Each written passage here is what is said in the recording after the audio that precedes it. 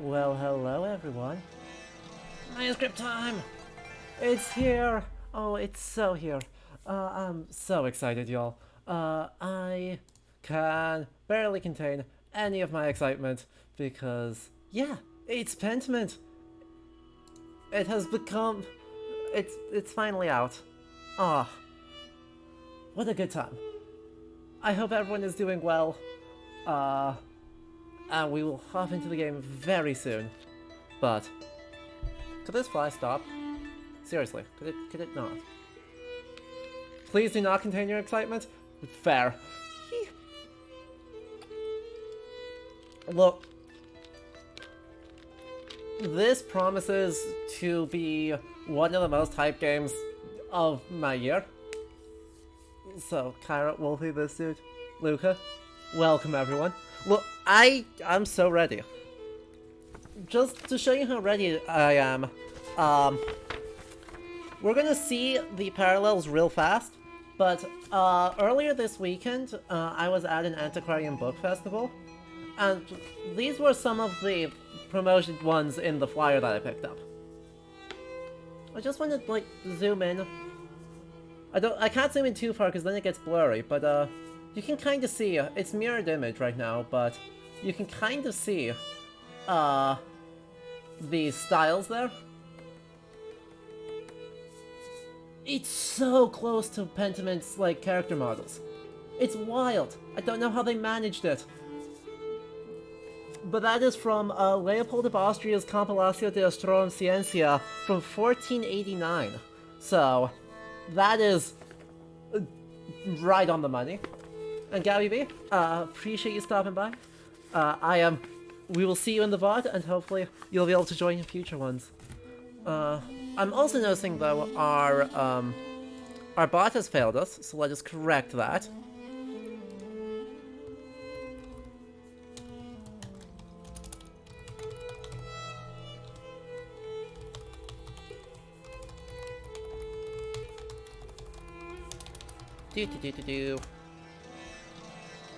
Also, look, listen to how gorgeous this music is. Right, it's so pretty. It's time. We're here. As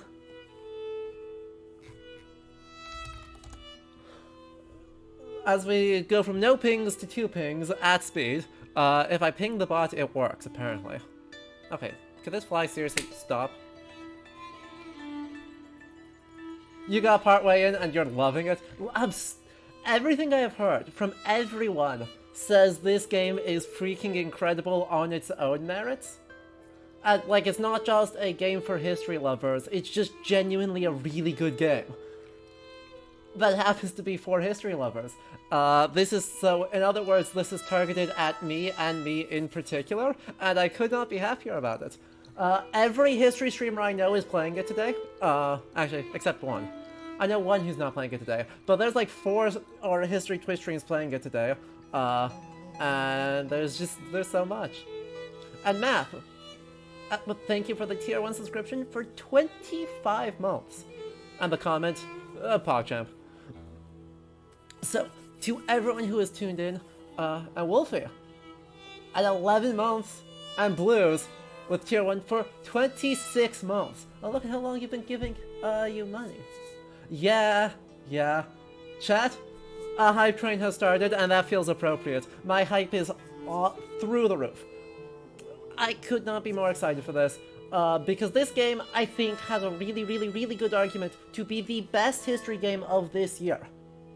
I haven't even touched, I have not moved past the title screen of this game yet, and I am already confident of that. And Fume Knight of Chivalry, thank you for the Prime subscription. There's so much to talk about already. We're gonna dig into it this week and many future streams. But what do you say we just get hype? So, welcome to Little History, everyone. I am the trained medieval historian, and today we are playing Pentiment. A game that is technically not set in the Middle Ages, is set in 16th century Bavaria, but all of its influences are medieval. Its styling is very much medieval. It could not be hyper. Wolfie, celebrating the hype with 10 gifted community subs. Thank you so much, as always, for the support. Choo choo. If you enjoyed this, do make sure you follow the stream, and consider following those exclamation mark commands down below for some fancy bonuses to help support the channel more and stay involved with the community. What do you say we just get into it? This game's been getting rave reviews. This game's getting bonkers good reviews. It's like a 92% on Metacritic or something. And it is doing things that no other game has even started to do. And Josh Sawyer, I think, has really potentially set a new era for historical game studies, which is spicy. But I think we can do it. And to celebrate the hype, there's been a Marginalia moment redeemed in chat. So chat, spam our emotes. If you subscribe, you get access to not 1, not 2, but 19 of the finest medieval and modern Marginalia that the internet can find. So we have emotes from actual artwork by actual people from all over medieval Europe, Southeast Asia, Mesoamerica, and Ethiopia. So a truly global reach for our glorious emo collection to celebrate all of this hype. We actually even have some that are contemporary to Pentiment. Our monkey thing is from a late 15th century German manuscript, and Pentiment is set in the very early 16th century in Germany. So it is fully, properly contemporary to the moment of the game. As chat is now pondering. Yes, indeed. This has been our Marginalia moment. Thank you all, as always, for the support, and let's just get into it. I'm so excited. I know, KJ. The alert or the screen wall is no longer on the overlay for the time being. I might reinstate it in the future. But yes, I have not played anything of this game.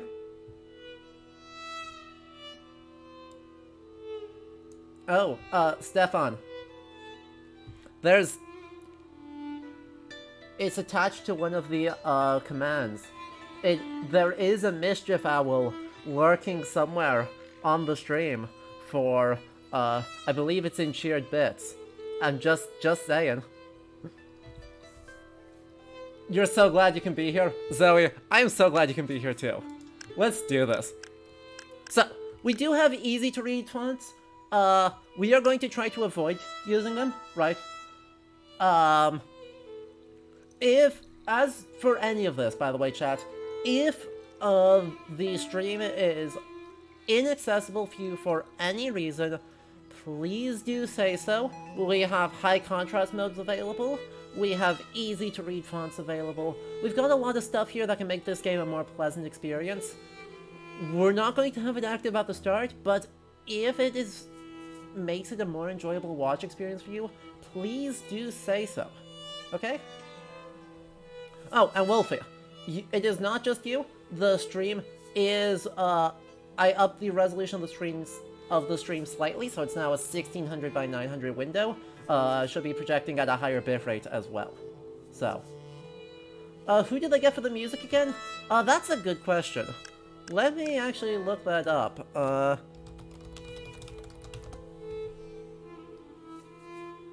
Let's see.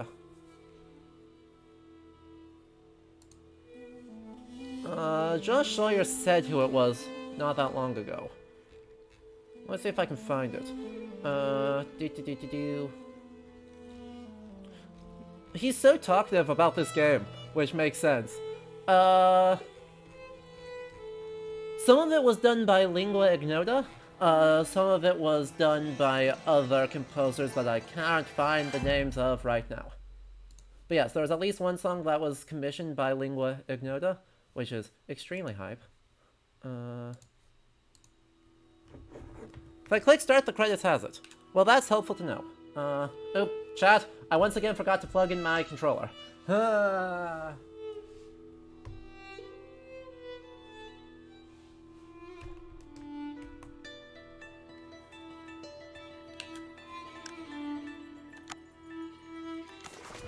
Autosaves! Brilliant. And here we go. Ah, oh, it's beautiful. In principio erat verbum, and verbum erat apud Deum, and Deus erat verbum. This is the Book of John. In the beginning was the Word, and the Word was with God, and God was the Word. The Word was God. Hoc erat.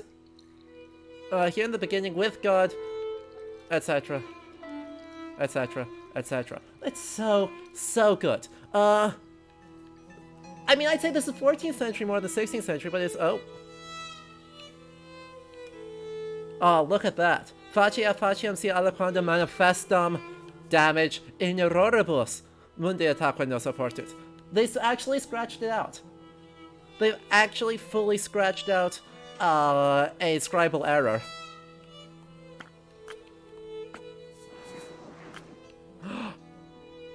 Like this. You just scratch out the errors. This is... We don't like it. We're gonna clean it out. We're gonna clean it out. And it remains! Oh, this is amazing. Look at this.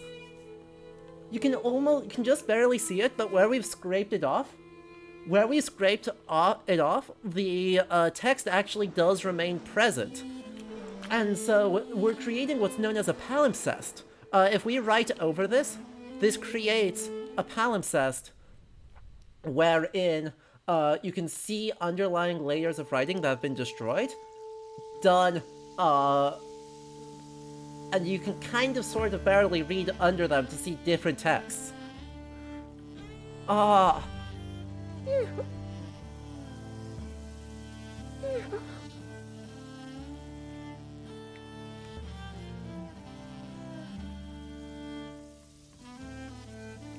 Hic incipit historiam cadeque in opido cassia. Is that an Easter calculation table? Oh, no, it looks like it's a geometric table instead, but that's fine. Okay, it's... Chat, my overlay is perfect. Look at our marginalia. And it's now an antiphonal. Ein Traum by Lingua Ignota, with other music by I Missed It. It's a bunny with an axe! And maniculi, the little fingers pointing, are known as a maniculum, so it highlights important bits of the thing. I'm flailing. I know I am flailing uselessly, but April 1518, in Teisling in Bavaria in the Holy Roman Empire.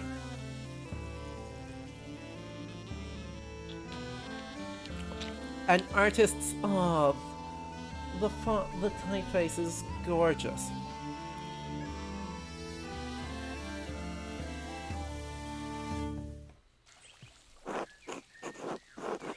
And the abbot said to me, Andreas, I don't want you distracting the sisters in the library. I need you to finish this commission by the end of April.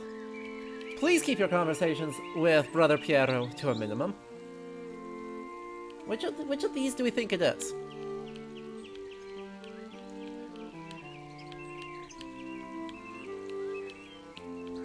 Definitely the sisters? Alright. The commission is also too much of a mood. While I'm being distracted, by the way,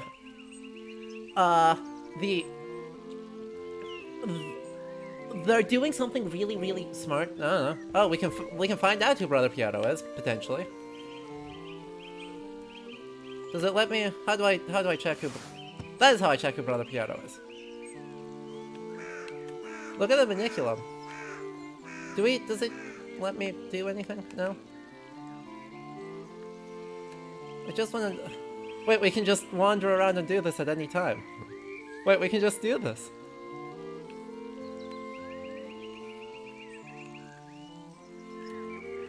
Wait, that's amazing. I just want to check who Brother Piero is. Why won't it let me check? I don't know what my controls are. Yeehaw! Kogan Star? Correct. Finish your homework, so popping this looks amazing. Let me check my controls, because I do need those.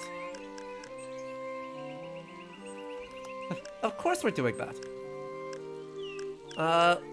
Can't believe I forgot to turn on the historical lettering. Interact is E or A, the margins is select, the map...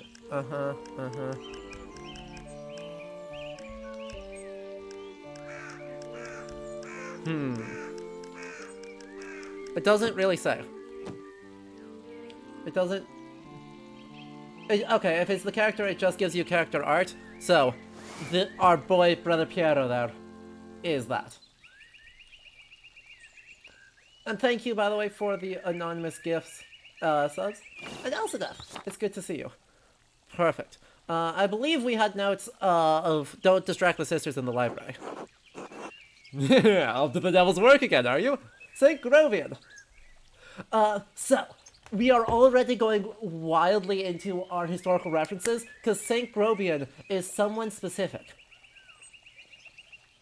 St. Grovian is a fictional saint invented in a work of satire made in the Holy Roman Empire in the early 16th century.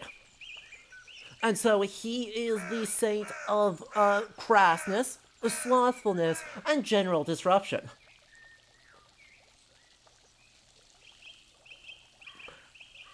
And here he is, being the devil on our shoulder.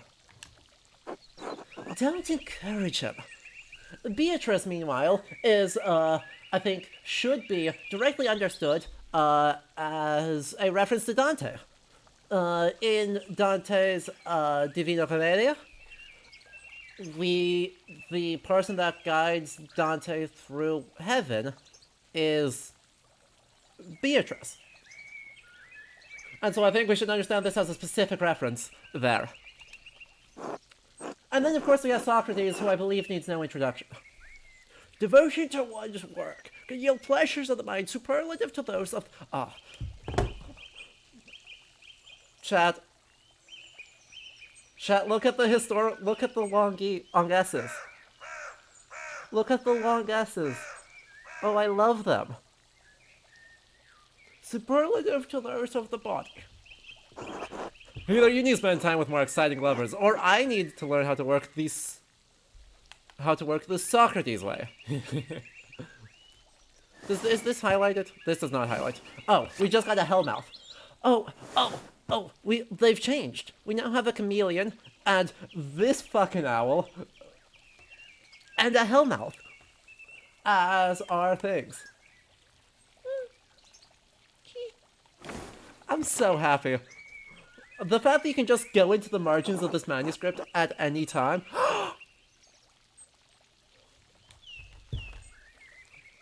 Oh, we're full sending it. Yes! Prester John is the king. I was thinking it was going to be Solomon, but no, it's Prester John. Oh!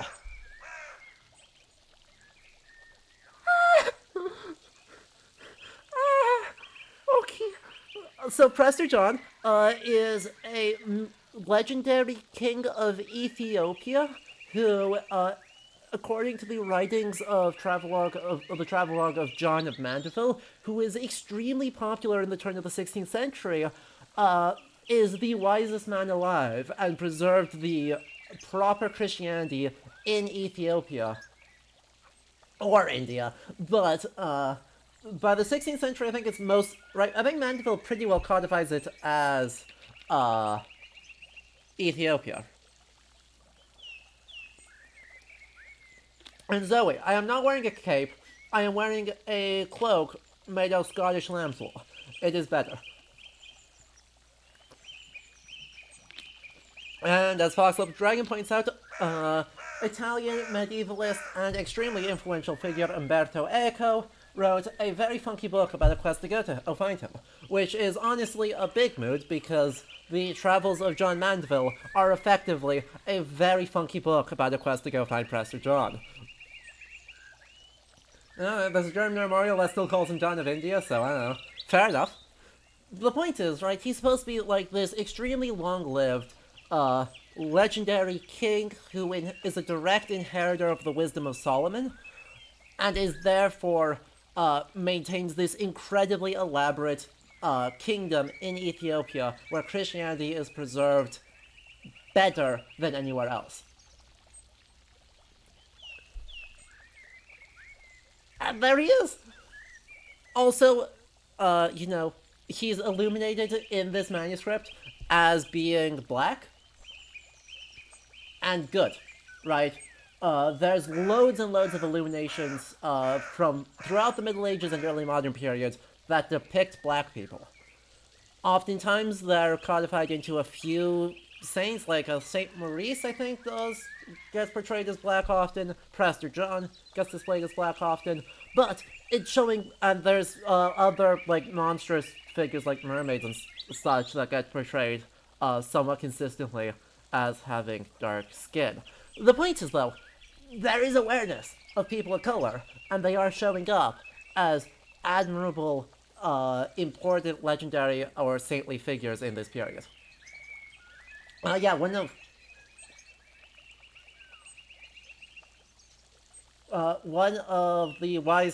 the magi does regularly get portrayed as black as well.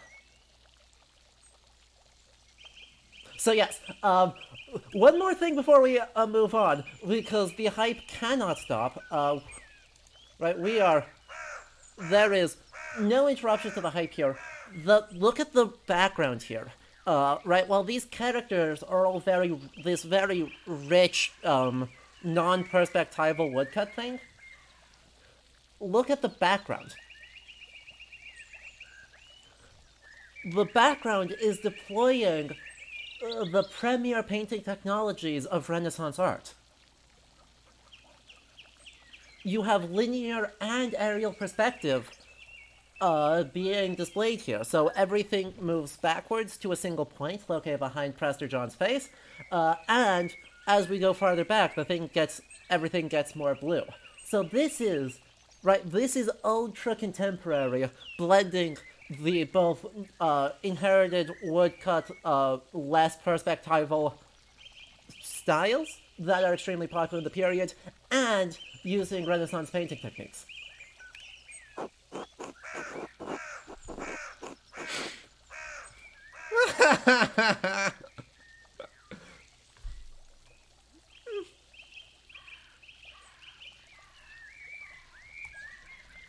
I apologized and said I'd be more mindful. I said, it's not my fault that God made me this handsome. I ignored him, which is what the comment merited. Oh, that is hysterical. Magistressa, you have missed me excitedly flailing. Magistressa, let me catch you up.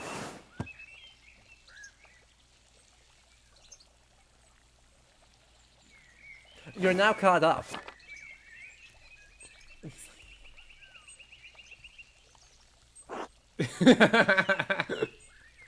You're insufferable. Alas, this Christian faith views desire less favorably than I did in my time. No? Perhaps this longing for you will instill in them a greater appreciation for beauty. Right, tell me that to the abbot next time, Andreas. Despite the abbot's ire, you must endure. Soon you will finish both the abbot's work as well as your masterpiece. And then you will return to Nuremberg, where marriage and your new life as a master await you. Nuremberg has a thing. Nuremberg, free imperial city of the Holy Roman Empire, major trade center, and city of the arts, including printing.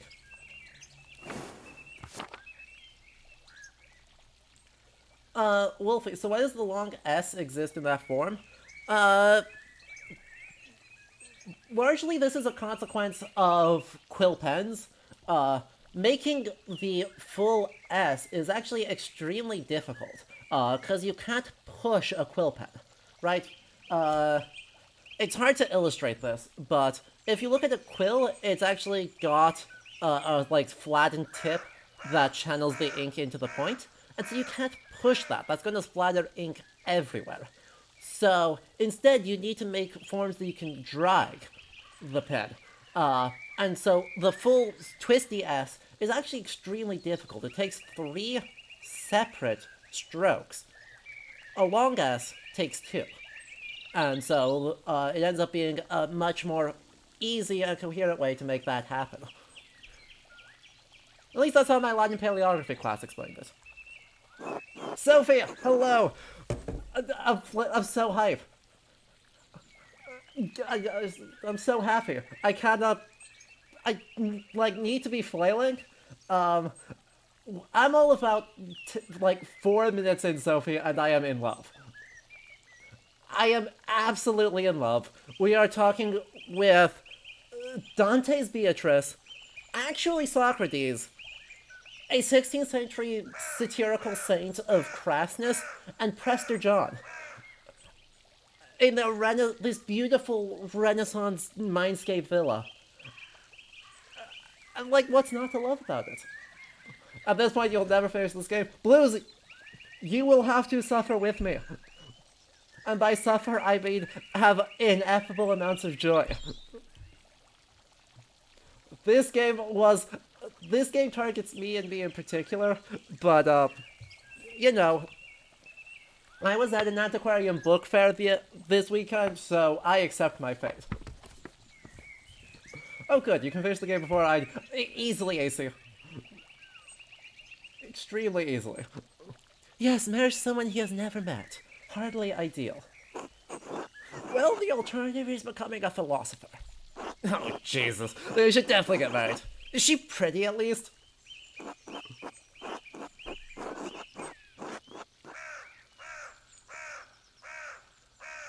That's what my brother said in his letter, but maybe he's just trying to lift my spirits.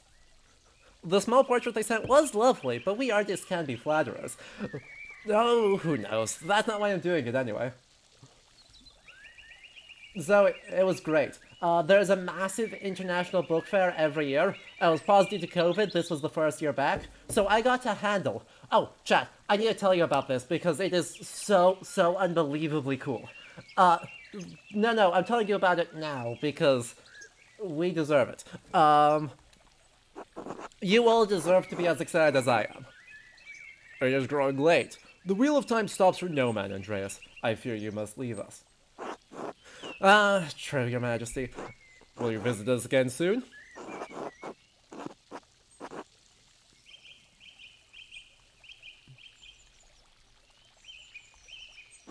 As in many things, trust in Providence. Grobian, please see Andreas safely home. Of course, your majesty. Until next time, Andreas. Until next time, your majesty. But yes, the book fair, has a bunch of early print books. I mean, they had everything up to, the mid-20th century. It was just rare and antiquarian books. So, there was a lot of very fun stuff there, but, one that I actually got to look at was, one of the stalls I stopped at was the one here. And they have, a 15th century incunabula, which is to say a very early print book that uses metal type with then woodcut illustrations that are colored in by hand. It's backwards, right? It's backwards in the thing, but you can see just how similar it is. On the other side here, we have a slightly later. With much later coloration. They found out from a Belgian, he was talking to the seller, and he said he got it tested in Belgium, and it turns out the coloration is old but not contemporary. But you can see just how bonkers it is. So I got to handle those, and one other 15th century incunabula. I also got to handle a 14th century, what was it? Is this what happened on the White Ship? Magistrista can confirm.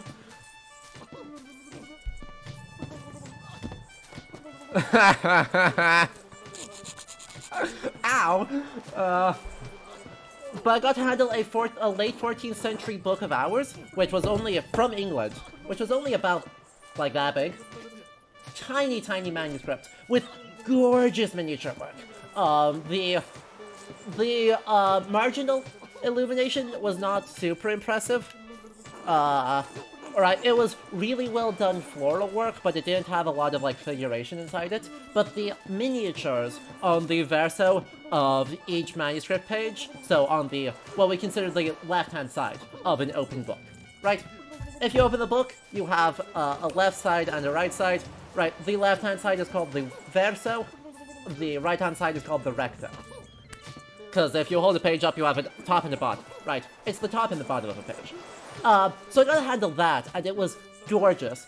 But I also got to handle they also had an Incunabula book of ours that just had like some skeletons vibing, reminding us all that death is coming and we should be humble before God and such. Yeah. But they had a 13th century missal, so a liturgical book, that was held into a family through the Henry VIII's seizure of the monasteries. And so, sometime in the... it's not super clear when, the seller said it was 16th century. Based on the hand, I'm not 100% confident on that. It had this tiny text, like minuscule text, of this guy writing a tirade in every blank space in this 13th century manuscript against Henry VIII and the formation of the Anglican Church. And so, like, a random passage said that I opened to, said that, like, on the day of judgment, he and all of his ilk will be judged accordingly in the fires of damnation. Every page, for like 100 pages, this teeny tiny, gorgeously legible, early modern hand in a 13th century manuscript, just going on an absolute tirade, and my jaw was fully on the floor. Just, like, fully, I freaked out. And the sellers were super chill about letting me just, like, flip through it and just, like, read this thing. So, it was so fun. As you can tell from how explainy I am, like, this is 100% healing for my soul. I am a medievalist tried and true. I haven't gotten to touch a manuscript properly in like 3 years. So this was good for me. This was good for me. And, you're seeing basically the same face. I was, like, hunched over this thing, just almost unable to contain my delight. And this is the same level of delight. This is healing for me. This game is healing for me. These book fairs are healing for me. I don't even know what button I pressed there. I was fully not paying attention. I'm too happy of the vibes. Chat! Chat, the ink splattered! Would you please... Ow! I give up. Take me home, Grobian. As you wish, Andreas. Touch starvation, but manuscripts. True. Oh! Oh, this is so cute!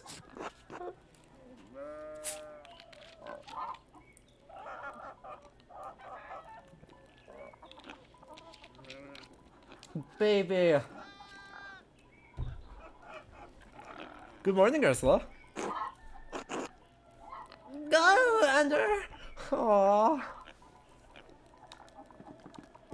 Aww. Time to get up.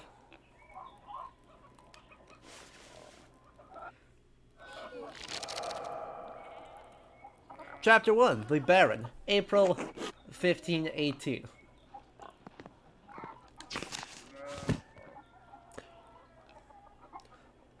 Prime, hour 6. Another day, another few pages for the abbot, and hopefully a few for myself. I need to get across town and head up to the abbey so I can start work at the scriptor.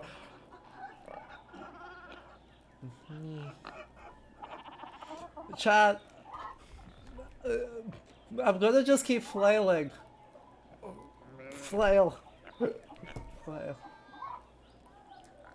There's two things in here that are tickling my historian brain. So firstly, apart from the hand being perfect, right, this hand is absolutely perfect. You told me that someone hand wrote this from the 16th century and you'd be like, yes. Uh, this looks, this has elements of like Fracture, elements of charter hands with the very fancy W's, and just it's so it's got all the lovely loops. The second thing, or the second of three things, is that the ink wanes and has to be re-dipped, and so you can see a couple points that myself and I are much darker. Same with the at the script are much darker. And so that is, they have dipped the ink back in, it is fresh, it stabilizes, and then it fades. It's perfect. Third thing, at the top, it says prime, and so that means we're working with the hours of the day. A thing that gets codified as early as like the 7th century of the monastic prayer cycle. So at certain points of the day, you're going to have certain prayers, and you divide the day up according to these. This is exactly the same structure as Umberto Eco uses in The Name of the Rose, which is nominally set 200 years earlier, but I think very clearly has influence on many things in this game.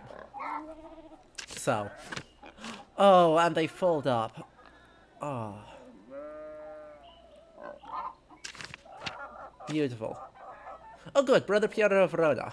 Artist of Curacao Abbey, known for his kindness and helpful nature, Brother Piero is also respected as a master painter, specializing in works of extraordinary color. So is Andreas a religious or lay artist? Unclear.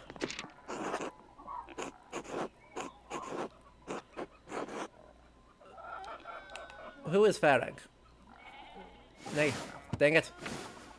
I need to read that again. The Picatrix, Key of Solomon, the Heptameron, Prior Ferenc keeps giving me all of these books to read. Look at him. He's got the beard. To quote the medievalist podcaster who worked on this when asked if this was influenced by any other rose, oh, you don't say.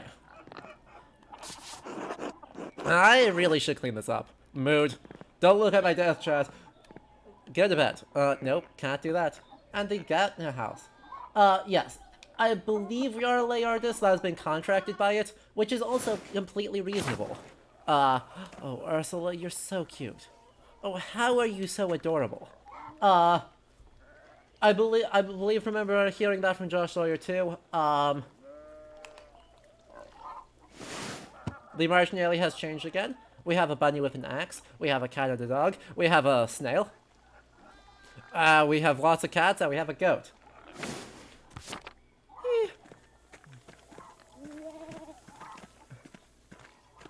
Ursula. And I love you. But yeah, anyway. We can talk about that, because even for monastic context, starting as early as the 13th century and continuing well into the 18th, okay, well through modernity, let's be honest, manuscripts, even manuscripts commissioned in monastic contexts, are not going to be solely produced within a monastery, with exceptions. Oh, Commissar, I'm not sure why that still exists. But thank you for contributing to the Armchair Historian's cult. That was for Cult of the Lamb. We have finished that playthrough. I thought that command had ended. I would recommend saving up the channel points for more of the fun takes. Because I have very many. But you would, what you'd have in, thank you for the Hail Hydrate. We will redeem that. And in the meantime, I will put those, oops. I will look at fixing that extension eventually. I'll unlink the Twitch account or something. Lol. Good game. Anyway. manuscript production. So, the highest, right, the best and richest abbeys would do it all in-house. Right? So, you'd be completely entirely in-house, the manuscript would be rubricated in-house, you'd maybe have to buy parchment, but you could theoretically slaughter the cows, stretch it out into vellum, cut the vellum, rubricate the vellum, do the writing, or in this period you could also do the printing. You could do either the woodcuts or the sketched illumination, and then the pigmentation, and then the leafing, and then the binding. All in-house, because this is an extremely, extremely complicated process. We can go into the process later, but there are very, very, very, very, very many steps. But if you are a poorer or smaller monastery, maybe you don't have as much access to trained illuminators, maybe your illuminators simply aren't very good, which happens, or you need to outsource some parts of the production, you could send them to urban workshops. So it seems to be that Andreas is actually what's doing his journeyman training. So as a member of an illuminator's guild in Nuremberg, he would be contractually obligated, having finished his apprenticeship, to spend a certain amount of time traveling around to different workshops to learn from other people. In this case, he seems to have gone out to Curacao as his last stop, and be commissioned to work on some sort of manuscript right now. Hello, Clara. Good morning, Andreas. Did you sleep well?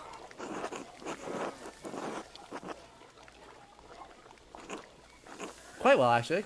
Oh, I'm so glad to hear it. Anyway, I know you'll be off to the Abbey, so I packed you some food. Almonds, cheese, and some of the Rio you like from the Albans.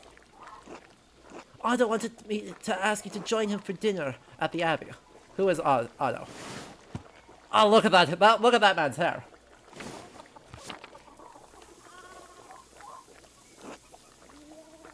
Otto stopped by? Yes, around dawn.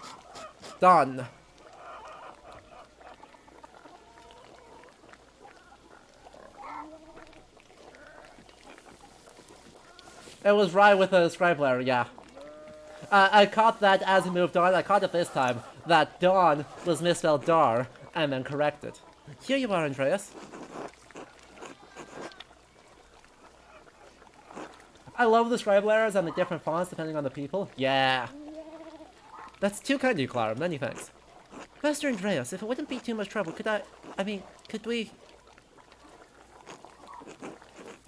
Would it be too much trouble if you paid next month's rent today? And if we raised it by 2 groschen?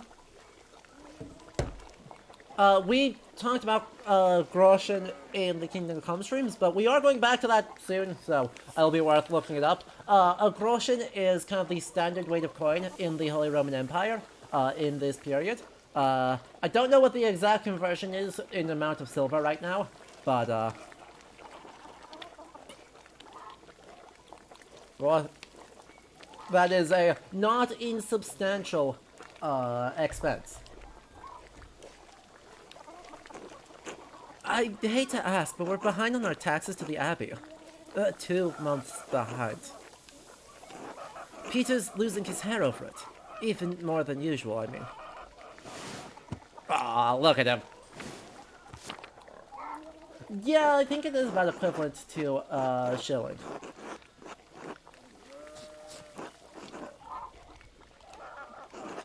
I'm not sure how to respond to this. Rent wasn't due until the beginning of May.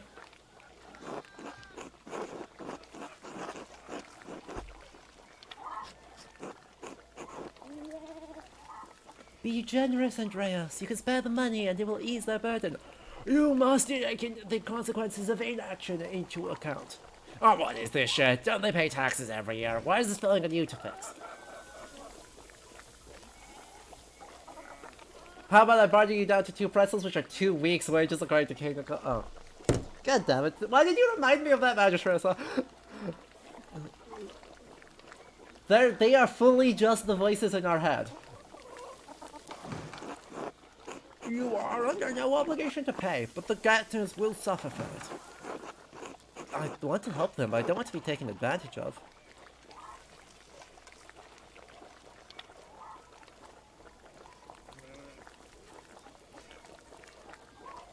Chat, which of these is it?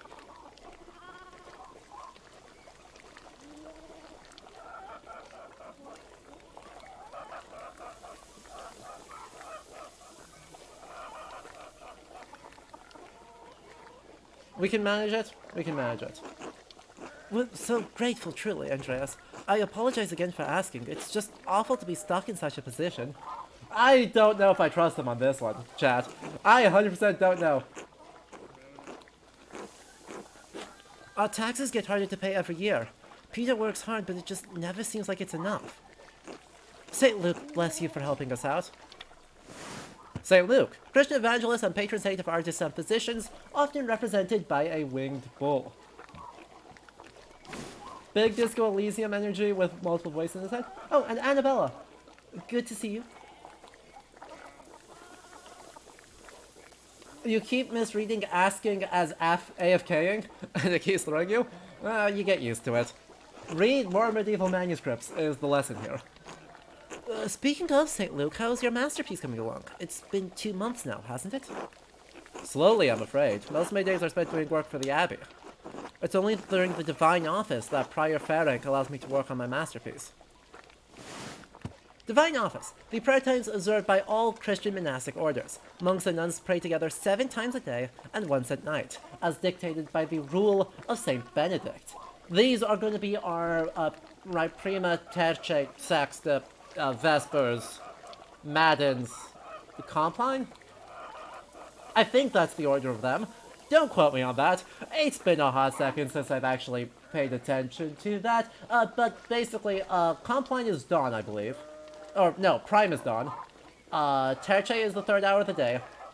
Sext is the 6th hour of the day. Vespers is evening. Oh, I forgot Lauds. I completely forgot Lauds. You're correct. Vespers is evening. Compline is the last one of the night. I'm missing 2. Lauds is... Is Lauds the dawn one? No, because Prime's dawn. Yeah, isn't the Lauds one at like 3 in the morning or something? There's one that's like stupid early in the morning. And then Prime is... Lauds is dawn. Prime is... Right. You have Lauds, you eat breakfast, you have Prime. And then Terce 2 hours later, Sext at the 6th, Maddens. Thank you, Luca. And then you have, yeah, Maddens, or it's Vespers and then Maddens and then Compline, I think? Don't quote me on that. We'll get them all eventually. Lauds, Prime, Prima, Terce, Sext, and then I'm dubious on the order for Vespers and Maddens, and then Compline at the end of the day. We'll figure, it'll tell us. It'll tell us. A reasonable restriction, but slow going. Andreas, notably, being not a monk, is not subject to having to do things in the Prime offices. He just has to attend Mass. The City Council doesn't require it to become a master. I'm making it mostly to show clients, and for my own sake.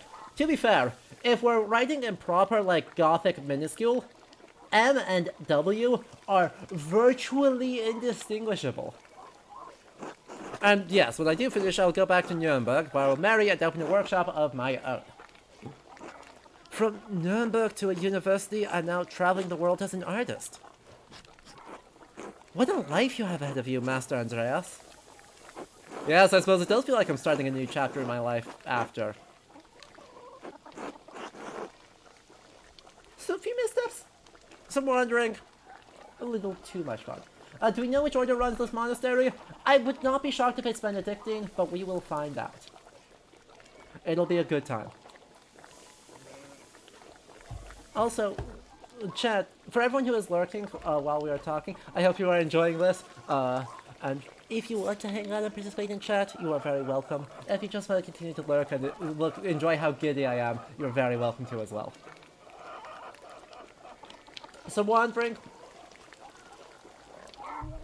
Some wandering.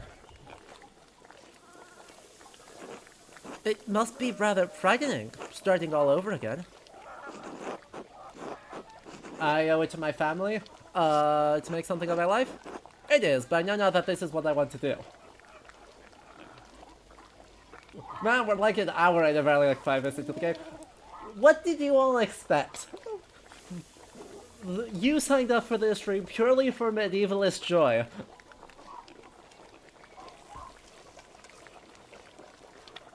And you are getting plenty of medievalist joy. Yes. Top was scratched out to be that. And we have scratched out W's, M's for W's, and nothing else.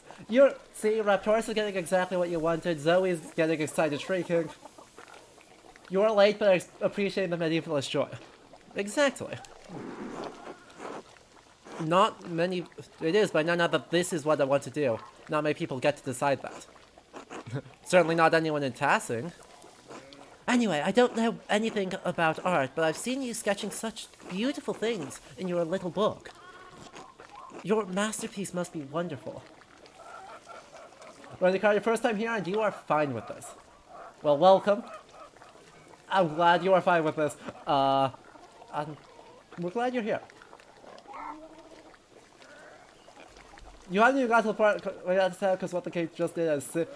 AC, don't tell me that. I'm going to flail into oblivion. It is. It's my finest work. It's getting that. Well, art's thin until it's done.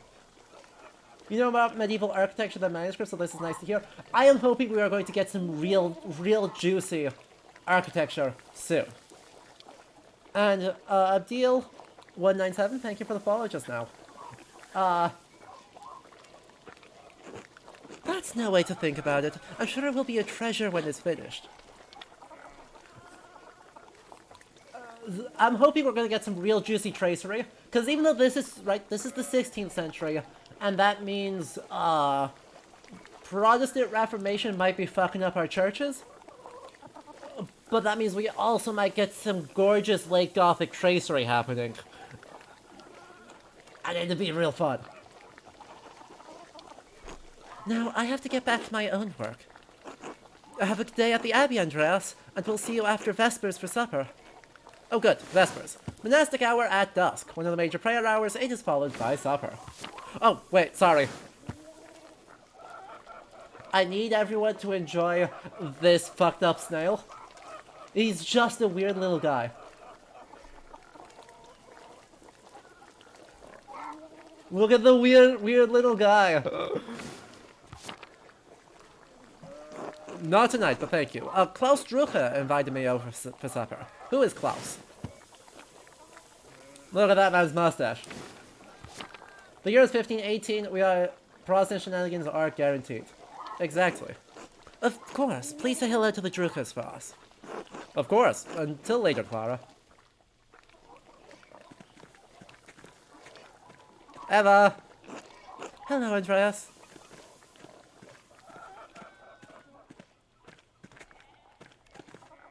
Wouldn't be medieval manuscripts without weird guys. And by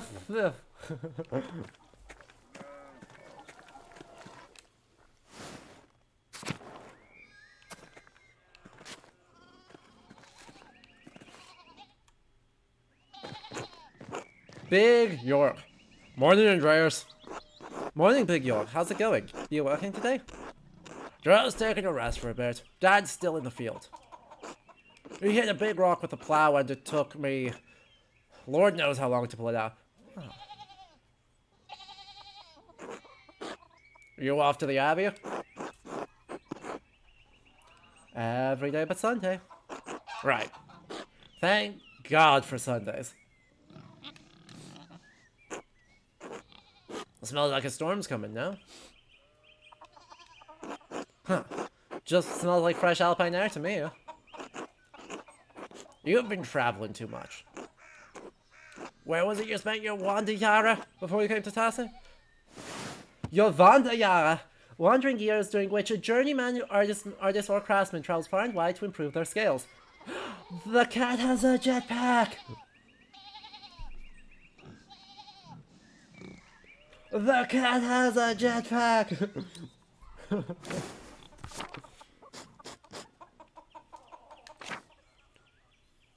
Ooh! Ooh! Pick a background that will affect your character's choices going forward. We can be, from Basel in Switzerland. Andreas knows some Italian and French. I can reference cultural touchstones from Basel and nearby Bern, Zurich, and Freiburg. Flanders. Andreas knows some Dutch and French and can reference cultural touchstones from Antwerp, Bruges, and Ghent. Italy. Andreas knows Italian, a little Greek, and can reference cultural touchstones from Firenze, Venezia, and Milano. Now, I'm hearing Basel, but in honor of Wolfie, hashtag Dutch contingent.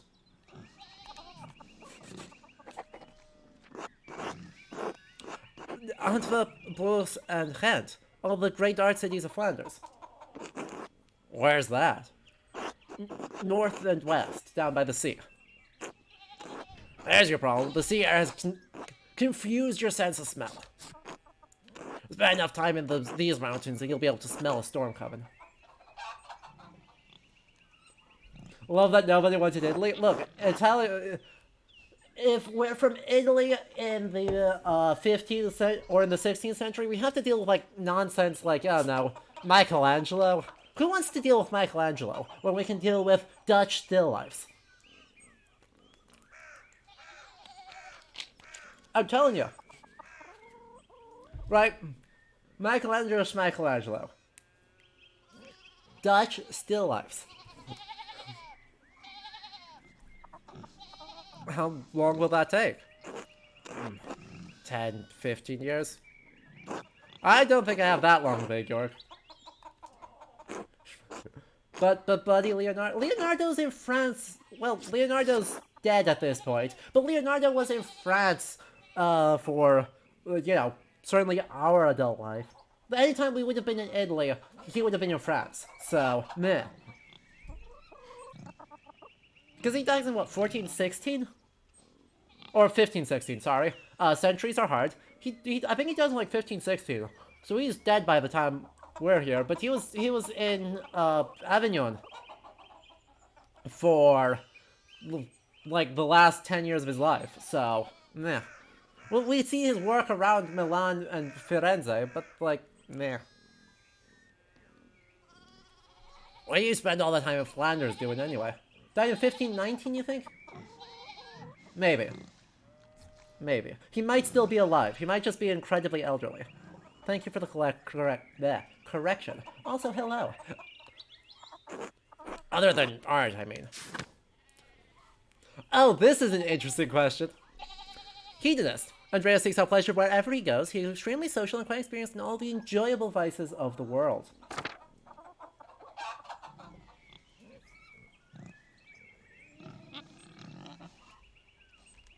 Craftsman. Andreas lives to work and dedicates all of his time to his art. Book. Chat. You know which one we're gonna pick. Do I have to read the rest of them? 2nd May 1519. Okay. Rapscallion. Andreas has a penchant for getting involved in petty crimes, pranks, petty schemes, pranks, minor crimes, and fistfights. Nerd. You say having also shows that.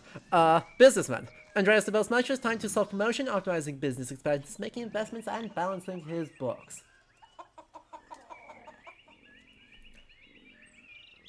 And equals Henry. Yeah. Yindrich from Kingdom Come Deliverance is absolutely a rapscallion. Look, I'm a Twitch streamer. I must chill for myself. On that note, chat, do type !Patreon in chat if you want to help support me for as little as $2 a month over at Patreon. Helping me enable to get more guests on who are more expert in various historical games than I am. And keep getting more games to do more things. Thank you, Raptors. You can follow that link right there in chat right now. Or if you're watching the VOD on YouTube, the link in the doobly-doo below. Or we could be a nerd. You want to hear more bookworm per bookworm?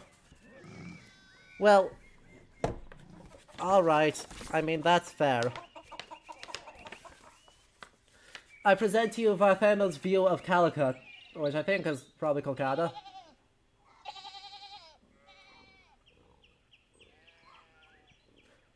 It's fairly obvious. We are absolutely a nerd. Reading, mostly. And talking about books. I couldn't get enough of it. Yeah, I'm seen. I feel very seen. Flanders has some of the most incredible manuscript illustrators in Christendom. And the books they produce are treasures. Every one. I didn't realize that books meant that much to you. I've seen Father Thomas' Bible and a few other books. I haven't had much use for reading, though. Who is Thomas? Oh, look at him. Look at him. Anyway, you have to get going. Jorg, let's go. Dad's already acting like I'm taking too long, even though I did all the work to get that rock out. We'll see you later, Andreas. Until later.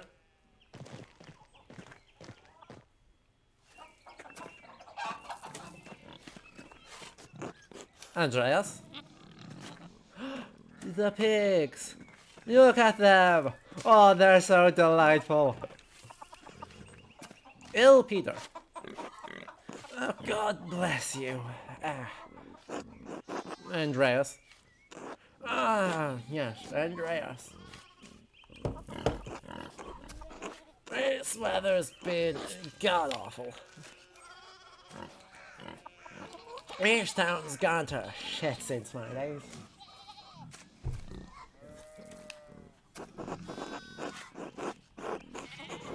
Were things very different when you were young? As different as beer and piss. Well, they're German, so, you know.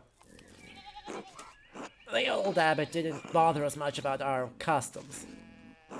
He didn't mind if we left a little offering to Perchta.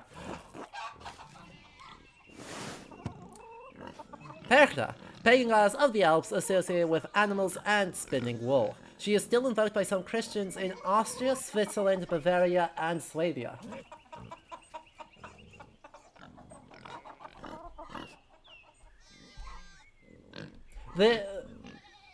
Perchta is well attested in folk traditions of the 16th and 17th centuries.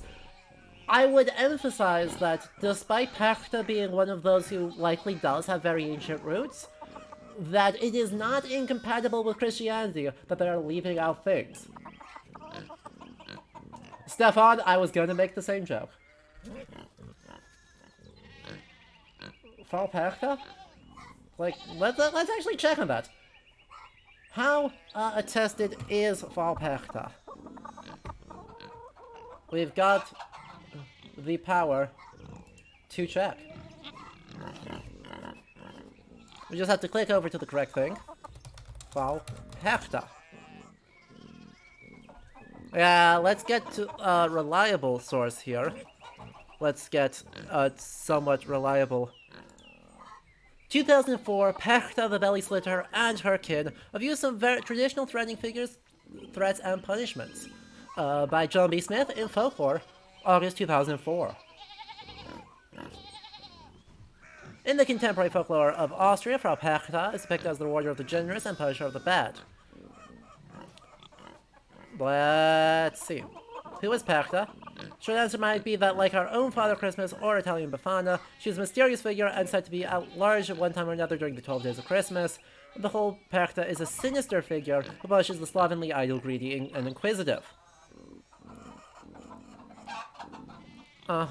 She is thought to have, thus in a recently published Dictionary of Folklore, we read, quote, she is thought to have originally been a goddess, like her northern counterpart Hilda, perhaps the earth goddess Erta, but her mythical aspect declined with the advent of Christianity, and she was transformed back into a witch or hobgoblin.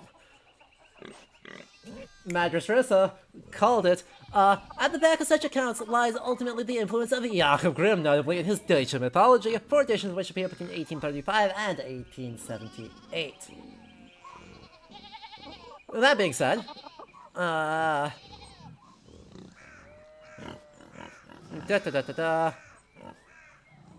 Grim, blah blah blah blah blah blah. The Stempe. So, rather less convincingly postulates some great connection with an Indo-Germanic goddess Tanfana, mentioned by Tacitus, thus providing a Perchta alias Stempe with the same sort of Teutonic pedigree as attributed to our northern counterpart Frau Hulda or Frau Halle.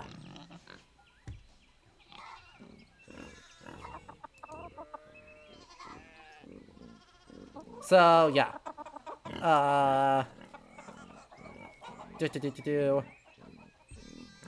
Our main concern, is there. Let's keep skimming. Some etymological stuff. Befana and Percha.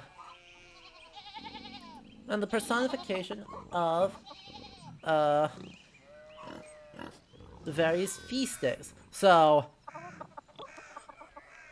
stories. So, I think what we can say fairly consistently here is that this is a weird old person of dubious age. How deep this goes is uncertain, right? Jakob Grimm argues all the way back to the to Roman times. Various dictionaries of folklore will then adopt that influence, but we can definitely say by the early modern period it's starting to show up.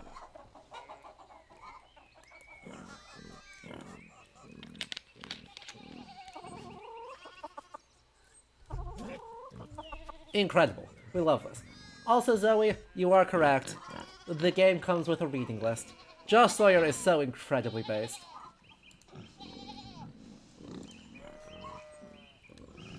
So, I think we are detecting a bit of Jakob Grimm back here. But, you know, that is still fine. I am happy that it is here, even if it overstates the amount at which Frau Perchta is pagan. And the extent to which is simply a part of full Christianity attached to various other ones. Right, as an excellent comparison, I would point out the German tradition of Walpurgisnacht in April 30th, being supposedly the feast night of St. Walpurga, but also a time in which we have, big bonfires, jumping through bonfires, various fertility rituals, celebration of springtime, and other shenanigans, and spooky forest dwellers.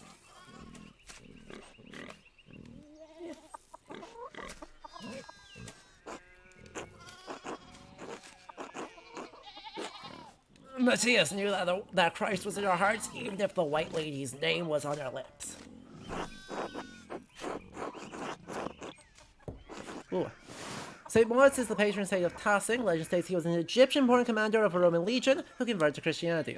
They were all martyred for their faith. Their hand is a relic his hand is a relic in Kyosal's shrine. Beautiful. Oh, 100%. Oh, I love this. So, 16th century, right, is the time period where we're starting to get really big into trying to crack down on practice as part of both the Reformation and the Counter-Reformation are starting to get really into meddling with folk traditions in the early modern period. That's kind of the big change that starts to happen in the 16th century and picks up steam in the 17th into the 18th century. We also have a patron saint of the town, whose local abbey has a relic. We love that. And then we have the very nuanced folk theological belief that we are 100% going to go for. Ha! Sharper than you look, eh? The saints weren't the first to watch over Tassing. My father knew that old Ranning Kemper, the late husband of Ottilia, knew that. That bastard abbot may not like it, but some of us keep the traditions alive. Like the old widow Ottilia. Oh, please tell me more. Please tell me more. When you get up in the night to take a piss, go around the right side of the house and never go back the same way. That way the witches don't steal your soul. No. How, interesting? I should go. Alright, God bless you. Hello, sheep. Sheep! Chat, you know what you must do. Sheep!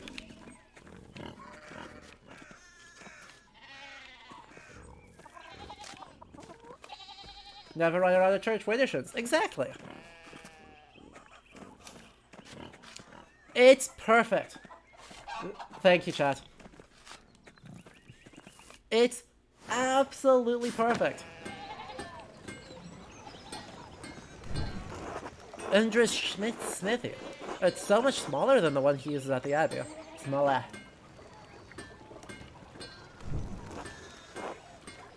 Sheep. Look at the duck! Andre!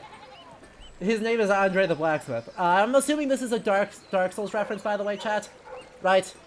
We'll after we do some regional spelling things, we can get from Andres to Andre. So he's just Andre the Blacksmith, i.e. Dark Souls 1 reference. Quack. Thank you, chat, for the quacks. Andre, what's up? Hello, Andreas.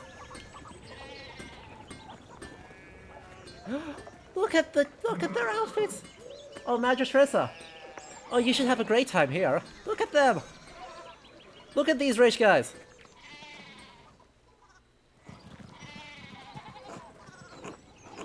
Martin, please, can you give me a hand here? What do you want? I'm keeping an eye on them. That looks a lot like standing there and doing nothing. Martin, for Christ's sake, help your cousin! Oh, morning, Andreas. Excuse us, one of the fence rails fell and the sheep started hopping it.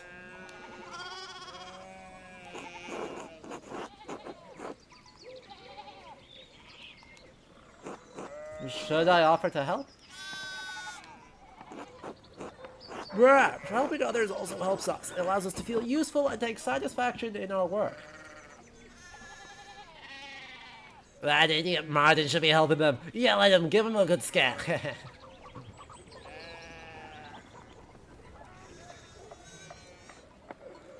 Well,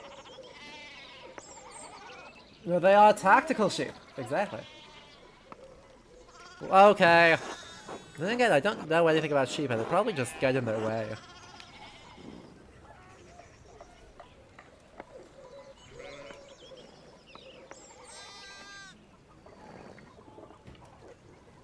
Alright. Have you ever handled sheep before? Well, no. Then, no, but thank you. Christian of you to offer. Oh, look, there's something going on up at the Steinhauer's place. Look at them! Who's that on the horse? Looks rich. I don't know, Martin, but Lucky is giving him an earful.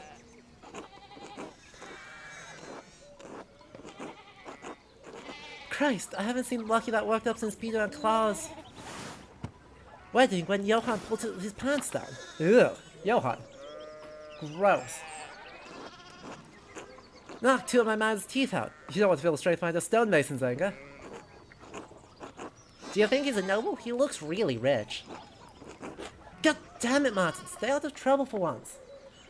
By the way, chat, there's a tiny detail here of that the red text. Right, they're putting swears, invocations of Christ, or God, or the Lord, in red ink, and they're doing the red ink last, and that is 100% correct. When you're doing a block of illuminate or of manuscript text, you write the hand, right? You write work in one color at a time. So you're going to do the black ink first, and you'll do a whole block of that, and then you can put that aside. You can get the red ink, and you can do in the red or blue or green initialing. And then after that, you're going to send that to the people doing illumination work, who can then use brushwork to add in various other filigree, other pigments, other stuff. So, heck yes. What, and Hetty? Behave yourself! Don't we have enough to deal with right now? Andreas, if you won't mind moving your skinny little body up the road, we need to get the sheep under control. That's fair. Of course. See you later. We gotta call the twig.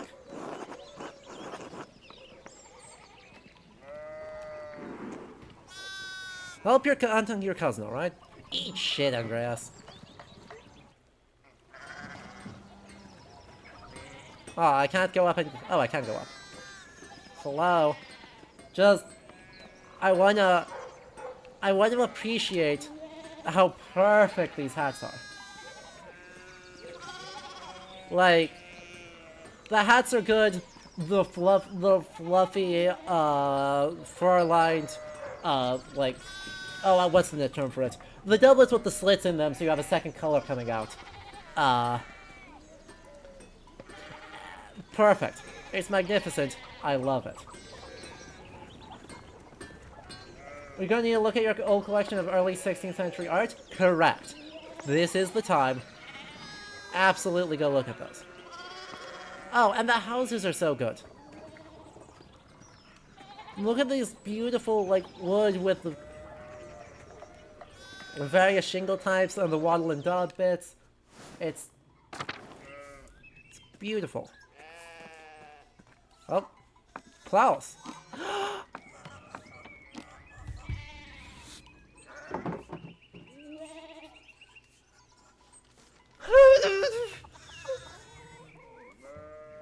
They did it. Movable block print? Fully animated? Let's fucking go! He is a printer. It makes sense. But they just fully animated Gutenberg metal movable block print. Upside down and backwards like it should be, inked it and then stamped it to animate the text.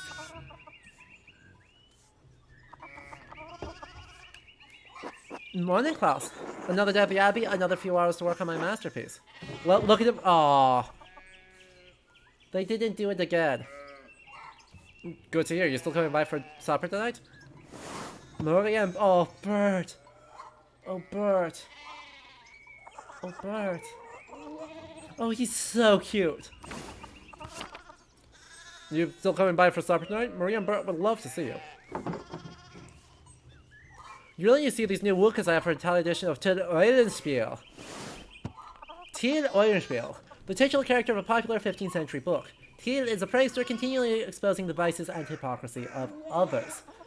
He's also quite skilled at tricking people into smelling, touching, or eating his excrement.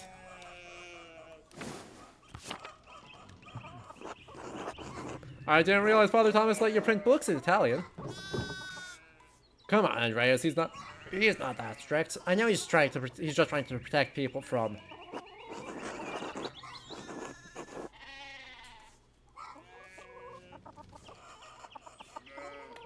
Yeah, we'll see plenty of other chances for the movable block print, but it's adorable. Heresy, Witch Mania, adventure stories of questionable moral repute, your sloppy typesetting.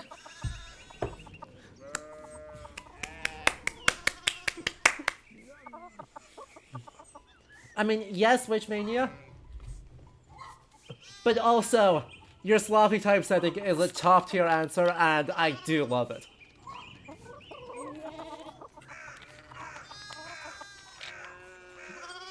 That is the right type of sass. Alright, Witch Mania, let's hear about it. Oh, God, don't say that, Andreas. We're less than a day's ride from Innsbruck, capital of the Austrian county of Tyrol and a major stop on the Imperial Road connecting Italy and Bavaria.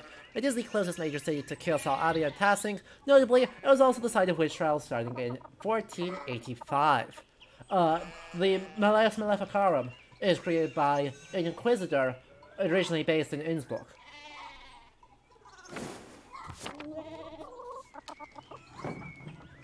No need to get people around here all worked up about witches again. Besides, don't talk about witches around Father Thomas. It's just a bad idea. Good to know. So, supper tonight after Vespers? Of course, thank you. Great. I'll tell Marie and Bert that you're coming. See you then. See you later.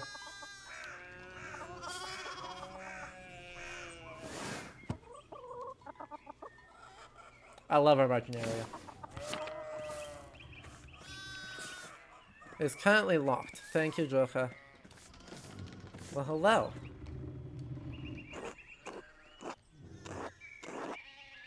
God bless, Master Mahler. I hope your week is going well.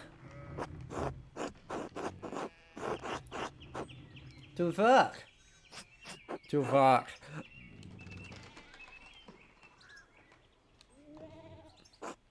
Good, good. Andreas, I don't recall seeing you at Sunday morning mass. We got rolled. You understand how important it is for your salvation that you receive Holy Communion, don't you?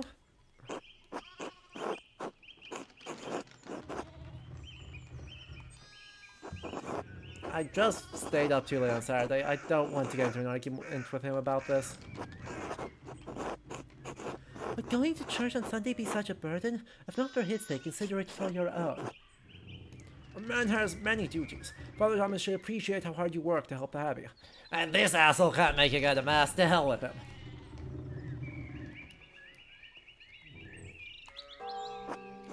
Mass can be an uplifting experience, remember? Right, there's no need to argue. I should make a better effort to get to Sunday Mass.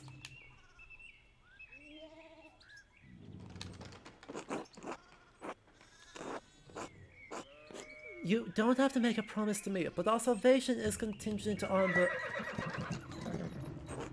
Oh my, what a blessed day to receive such an illustrious visitor. Master Malach, this is Lawrence, Baron of Corforo, a great lord from the countryside near Worms. Worms, a prosperous imperial free city in the western part of the empire, located on the Rhine River. Worms has been the site of many imperial diets, or assemblies.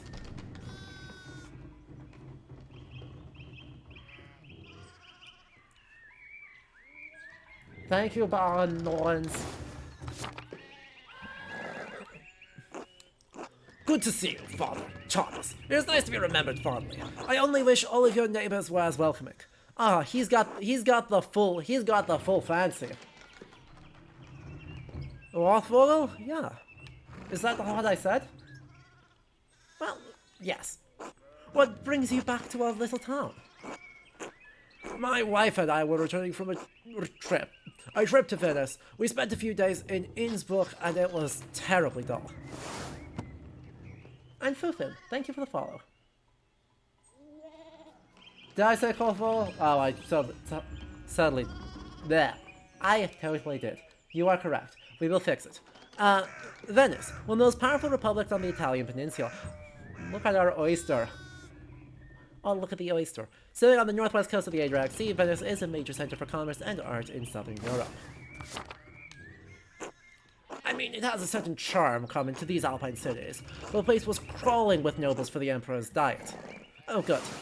An imperial diet is an assembly of the three colleges of the imperial estates of the Holy Roman Empire, the prince-electors, the princes and dukes, and representatives of the imperial cities. They meet to deliberate on matters of importance to the empire. The prince-electors in this period are starting to be or have become distinguished, I should say, from the princes at large. In the 11th and 12th centuries, imperial elections, the process of selecting a new Holy Roman Emperor, or King of the Germans, I should say, after the previous one dies, is everybody who is a landed noble. So in that first period, there are over 100 electors, who will all meet on the banks of the Rhine near Köln, and just make a big mess of it. By this period, we are down to 7.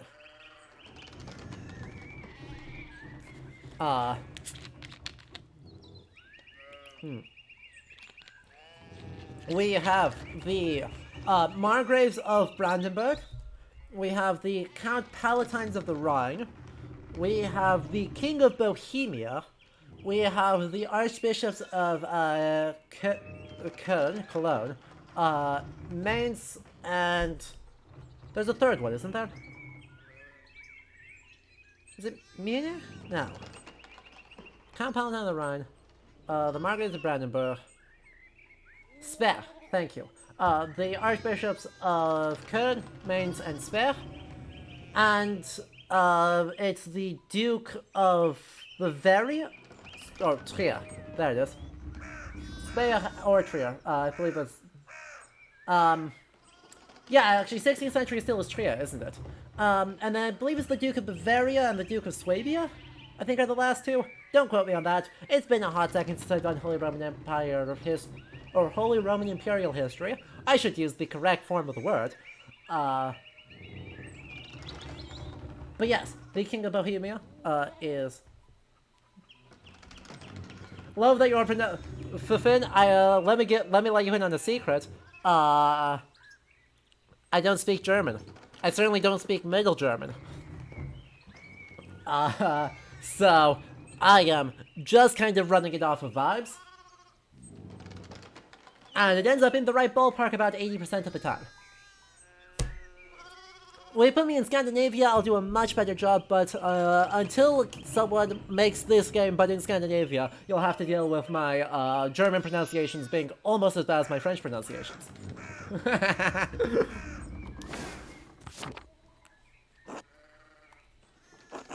The Emperor? Was he there? Did you see him? Oh, briefly, but he was sitting for a portrait at the time. Quite lovely. I didn't want to bother him or the painter.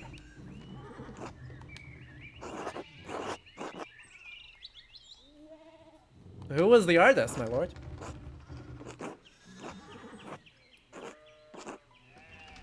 I'm sure you know him. An older man from Nuremberg with enough of a reputation to paint the Emperor. I'm sorry, my lord. I'm not sure who you mean. Have you not heard of Sorry, that peaked. I'm sorry. Anyway.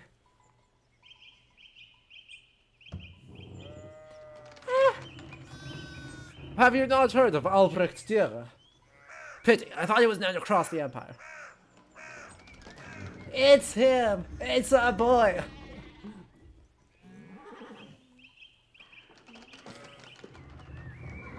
Dürer Squad!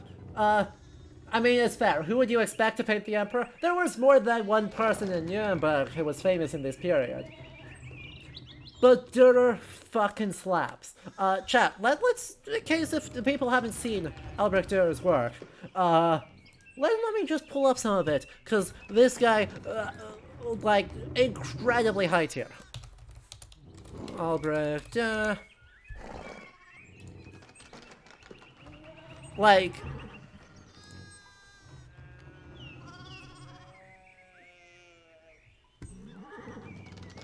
this is, his painting work,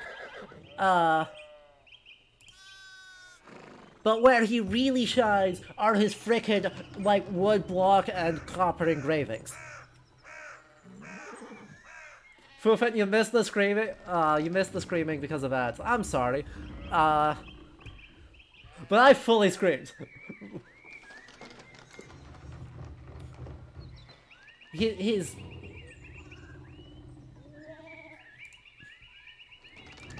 His wood blocks are some of the greatest things physically possible.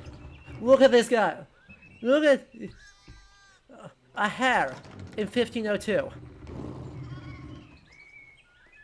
Just fully drew a hair and just was perfect at it. It's perfect. Well, Wolfie has now solved our ass problem. Enjoy your emotes.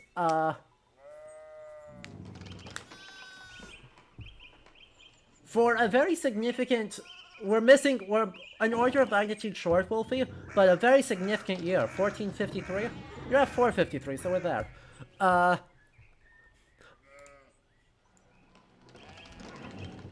He's cute. So yeah, this is a guy that we are here. Importantly, let's also click over here to the recommended reading list.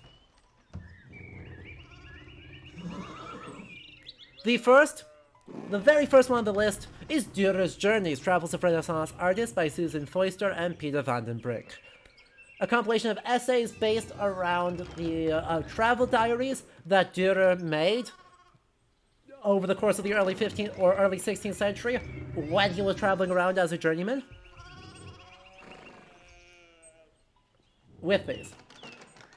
So, like, this is one of the major sources that Josh Sawyer thinks is important to really get this game.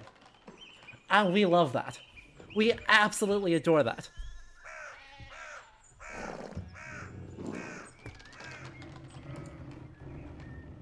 All games should have accompanied reading. Every historical game should have a bibliography. And we should say it louder for those in the back. Every historical game should have a bibliography.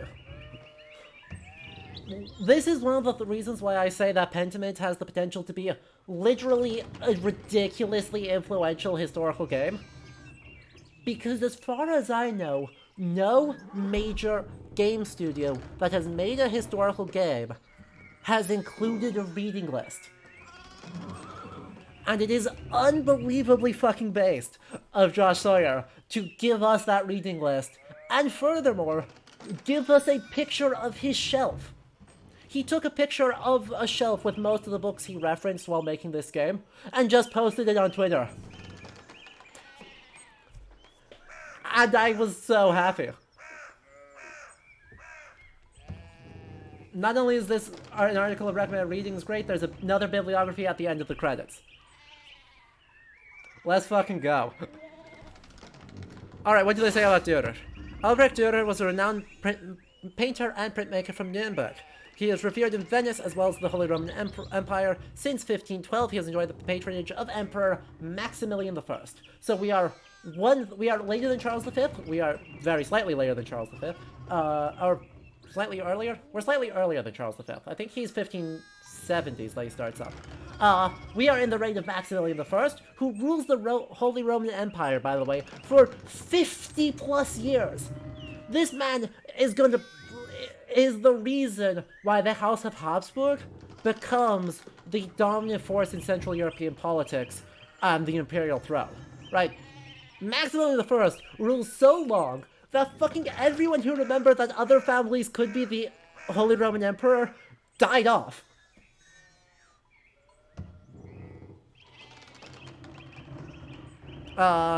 So he rules from 1450 to about 1512 or 1515, and then Charles V is his successor.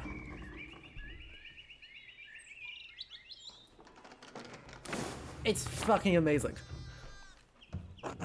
Anyway, my wife wanted to stay a bit longer in Innsbruck, and so I decided to ride ahead to make a visit to Kirsal.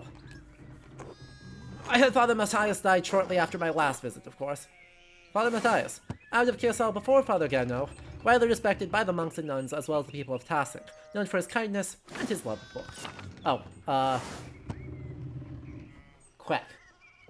Look at the mallard. It's so derpy. I love it. A great loss for the Abbey and for us all. Indeed. By good fortune, I recently came across a copy of the Historia Tassiae he was reading during my last visit. The Historia Tassiae, an account of the early history of Tassink. Kirsal's previous abbot, Father Matthias, bought a copy. Baron Rorsvogel had brought another to the Abbey as a gift. Father Matthias was hoping to find a second copy to corroborate the contents of the first. It contains some fascinating details about the history of this place. I'm afraid they might even cause a bit of a scandal.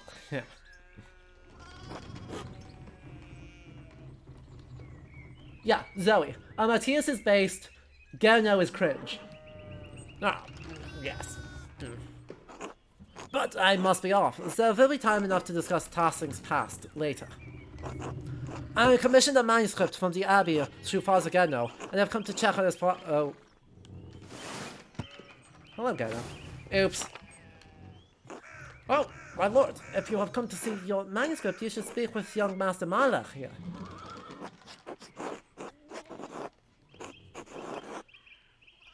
Not quite a true master yet, still to be approved by our city council.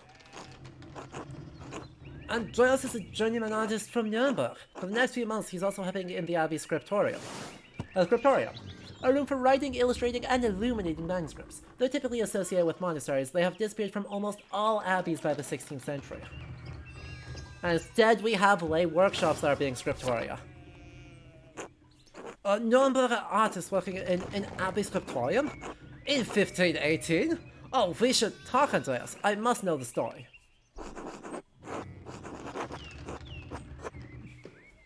Oh, we do have a big major comment.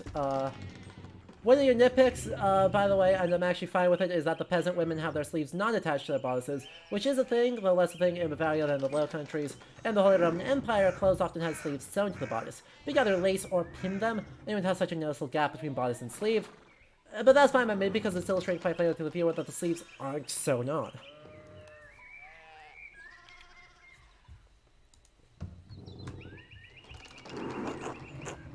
Of course, my lord. I mean, I actually did want to say, surely you wouldn't find much, with me, because that's a very medieval style, where, oh, I, so humble and untalented, I'm unworthy of this task, and it is you who are doing me an undue honor by such a process, by which I mean please talk to me more about it. I'm very excited to do it, I just must pretend I am not.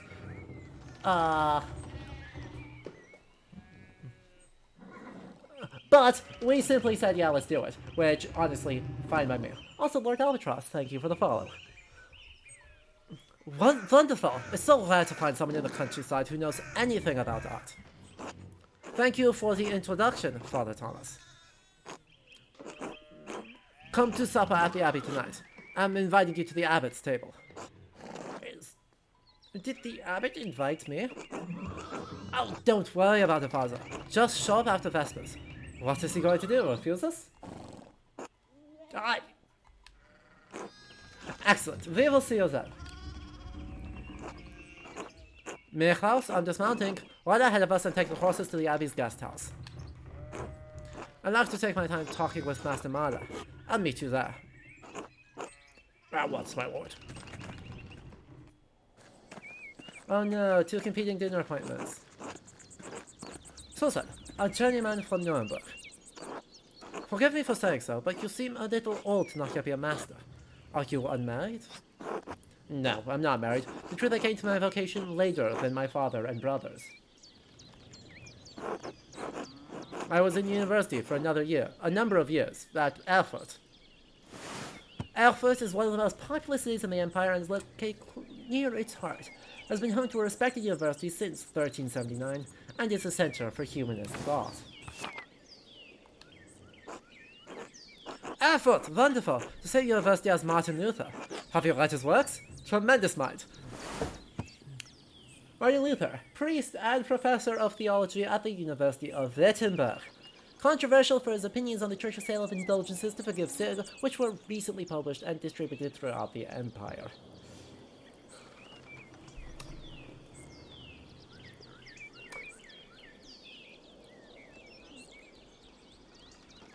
Welp. As someone who was born and raised Lutheran, I can't be, can't have too many takes on this, but, oh boy. A tremendous mind, known primarily for his anti-Semitism. But yes, the game is set in, 1518, and the published version of Luther's Theses was published in 1517. So, we are before the Diet of Worms, we are before the Disputations, we are basically ramping up into the kickoff of the Protestant Reformation and the Holy Roman Empire's complete fucking catastrophe of splintering religiously.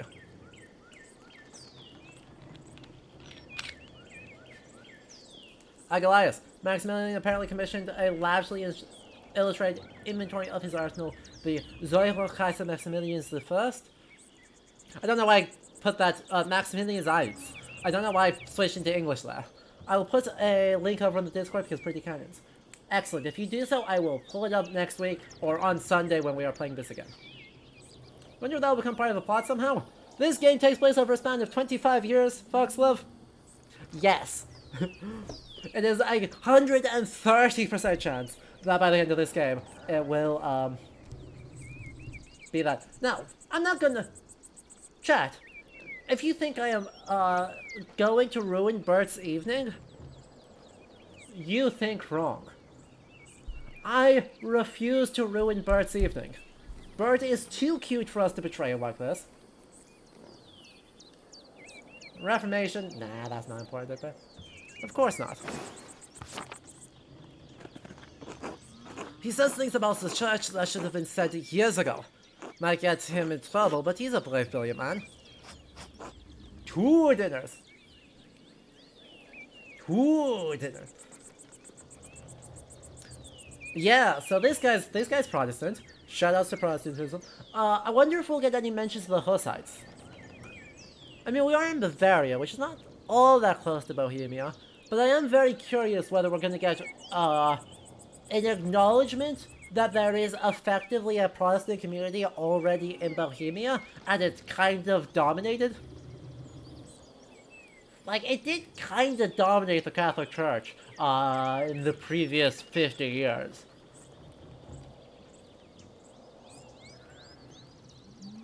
So I wonder if we'll get any mentions of the Hussites. The real power move, bring them with us to the fancy dinner? Smart. We could pull a move where we try and go to both, yeah.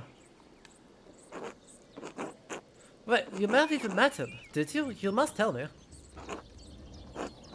No, he was a few years ahead of me. Chad, are we Protestant?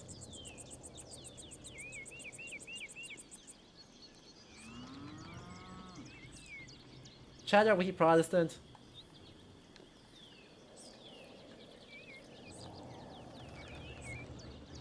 Yes! No. Nah. Yes! Yes! No. No. Too much anti-Semitism. We did go to Flanders.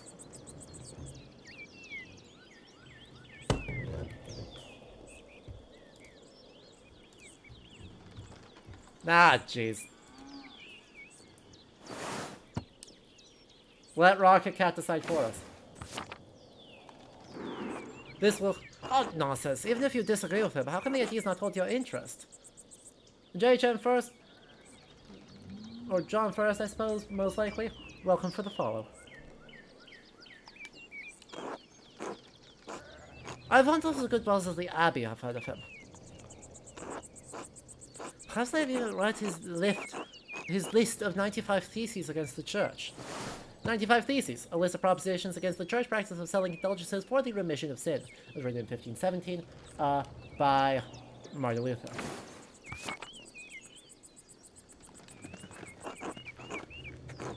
Father Matthias was not above having a lively debate. I hope Father Gano does not disappoint in that regard. But enough about Luther for now. Tell me more about your university studies.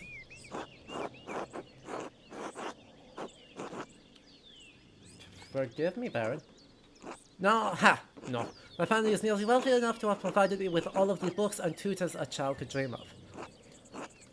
I love all knowledge, from Aristotle and Cicero to Ficino and Erasmus, and everyone in between and yet to come. We got so many folks to talk about here. Aristotle, Greek philosopher and student of Plato, renowned as a polymath, he wrote on a wide variety of subjects. His work is extensively cited by current scholars, and even more work is attributed to him than he could have ever written. There are lively debates for centuries about whether all of Aristotle's works were actually written by Aristotle. It's great. Erasmus of Rotterdam, a Dutch priest and philosopher who is preeminent among northern humanists. He is known for his works in Latin and Greek, as well as his calls for reform within the church. Based, Erasmus. Marsilio Ficino was a 15th century Italian priest and humanist who was one of the leading figures of the Italian Renaissance. He is well known for his translations of the works of Plato into Latin. And Cicero, statesman, scholar, lawyer, and renowned orator of the late Roman Republic. He is revered both for his contributions to Latin literature and his skill at rhetoric. Wait! Oh, chat! You can barely see it. Innsbrucko statem, itaque archiacionus impaucis diebus certe advenicet, Andreas habuit brevium temporum, quo enodare cedem, potuit laborare dum sol era clarus, et etiam in noce, satanum proec diaconos daret, et testimonium diceret. This is a summary of what's happened in the game. This is what's happening. This is a summary of what we are experiencing in the illuminations in the game. So something causal occidere baronum habered, quamquam baromentatio solo unius die fuerat. However, the baron was in Tassius for only one day, but the baron appeared to Andreas to have many guests, for the cause of friendliness to the, let's see, pro inimitius ad baronum around Varia, and Andreas quickly knew. My Latin's not quite good enough to translate all of this, but frickin' these fucking nerds are next level. Yeah! I may have misjudged this baron. He seems as well read as any university student. In truth, I am simply happy to speak with another well-educated man. Now, sir, did you earn your doctorate?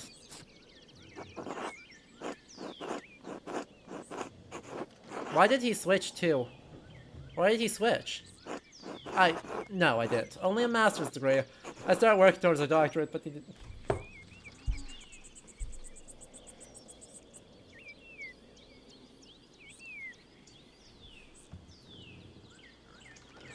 I've been had.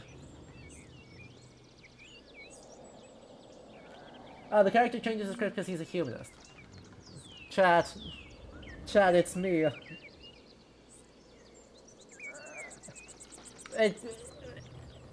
As someone, chat. So I got a bachelor's degree. Then I got a master's degree. Then I got rejected for PhD programs for 3 years straight. And now I'm finishing up a second master's degree. So, I am fully in this photo. Just imagine getting rolled this hard by a woodblock illumination in a video game.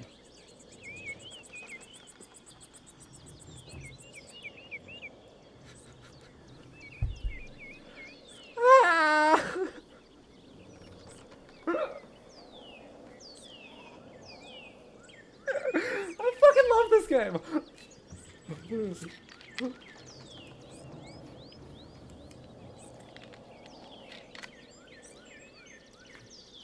Just completely rocked. Oh, that's a shame. Well, what was your area of study? Theology.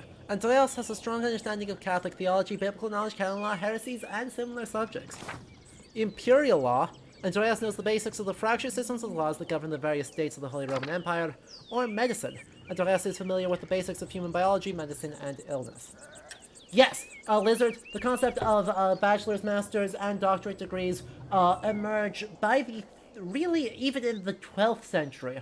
The most major universities are not founded until the 14th, and so obviously there's some time of getting codified in the 13th, 14th, early 15th centuries. But yes, they absolutely do exist in this period, and so the inheritance of late antique Roman and late antique models that get adopted into the university context. But yeah, magister, right? A magister arte is your main graduate level, and so doctora literae, yes. The Doctorus Literae, I should say, is the sort of professorial level, right? A magister is your main, you've completed your studies, craft level, and then the PhD becomes the main, like, professorial teaching level. Exactly, Magistressa being the feminine, the grammatically feminine variant of, Magister.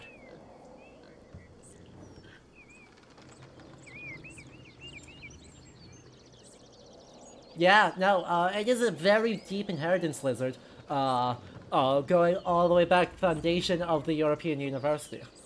I mean, also prestige, but yes. So if you go back in time, though, and understand the struggle, oh, absolutely. Especially since, remember, right, the the idea of a, like, written thesis does not exist in the very earliest stages of the university.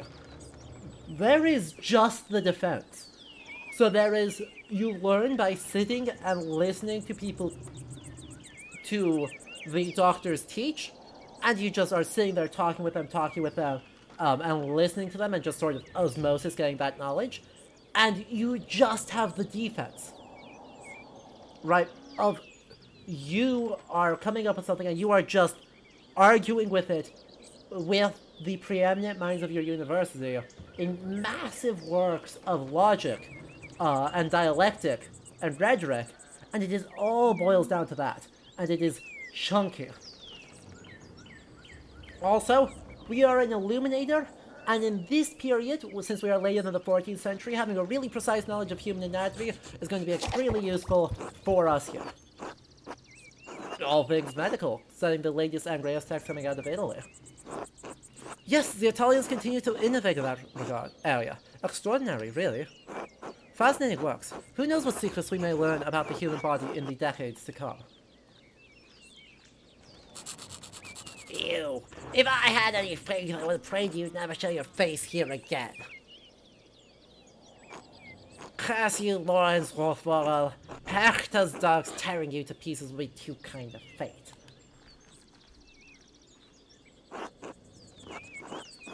These Gloucester communities display a shocking lack of hospitality, don't you think? What was that about? Who knows? By the time I finish guessing, the old Khan will probably be dead.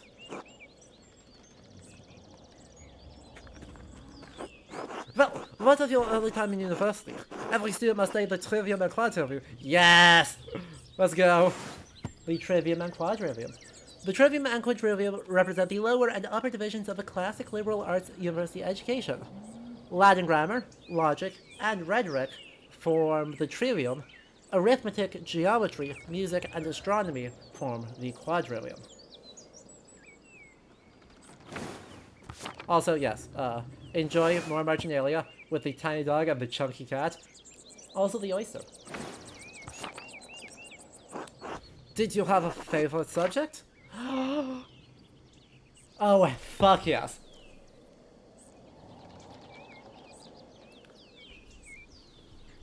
Yes, the liberal arts as an educational system goes back to the 5th century. I've got a copy. Hang on, chat. I think I've got the book around here. Let me see if I've got it. BRB in.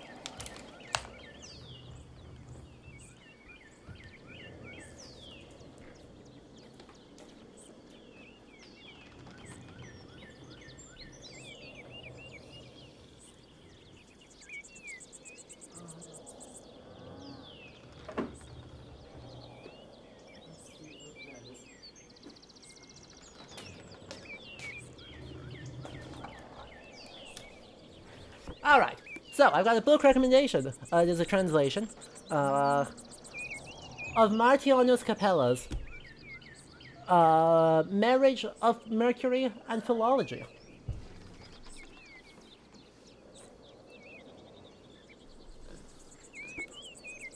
This is the foundational Roman text for the medieval university education.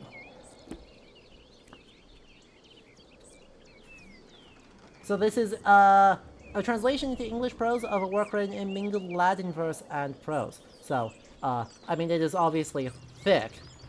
This is a thick book, but it covers all 7 of the liberal arts, So starting with a prologue on the marriage, it then has sections on grammar, dialectic, or logic, rhetoric, and then shorter sections on geometry. Still geometry, okay, so much for shorter, but, you know, the idea was good. Arithmetic, astronomy, and harmony. And so yeah, it's framed as a marriage between the Roman god Mercury and the goddess Philologia in order to bring forth learning into the world. This is extremely popular throughout the medieval university and inspires works like in the 13th century John of Salisbury's Metalogicon, which is a further commentary upon it.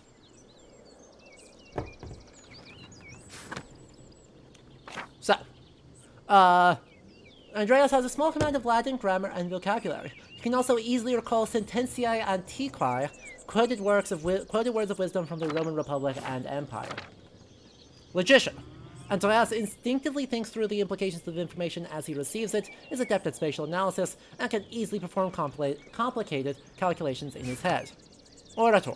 Andreas excelled at rhetoric in university. He is a skilled teacher, persuader, and public speaker. Occultist. Andreas knows a soul-endangering amount of theoretical and practical knowledge on alchemy, astrology, theurgy, necromancy, and various magical rites and ceremonies. This is not taught in the medieval university. However, many people who were at medieval university, who were professors at medieval universities, were also alchemists. Heavens and Earth. Andreas knows a great deal about the constellations, heavenly bodies, and their movement. He is also familiar with various plants and animals from study and personal experience. I'm sorry, chat. I hear you. I hear that you want a cult. But we are an Illuminator first, and an Alchemist second. You want to write a small essay on scientific philosophy in the Middle Ages? That's very useful. Hey yo. Well, who else is going to help you study if not Gedic demons? Well, that's fair.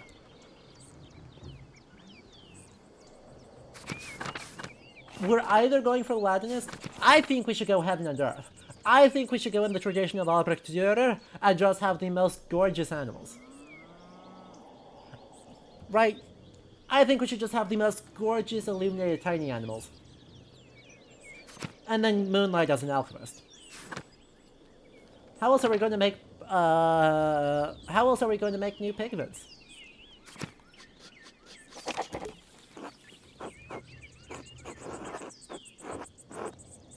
I love studying the natural world, my lord, both the heavens above and the wild spaces around us. Formerly, I tried as much astronomy as I could. It's incredible how much we've learned from both the Arabs and the Greeks. True.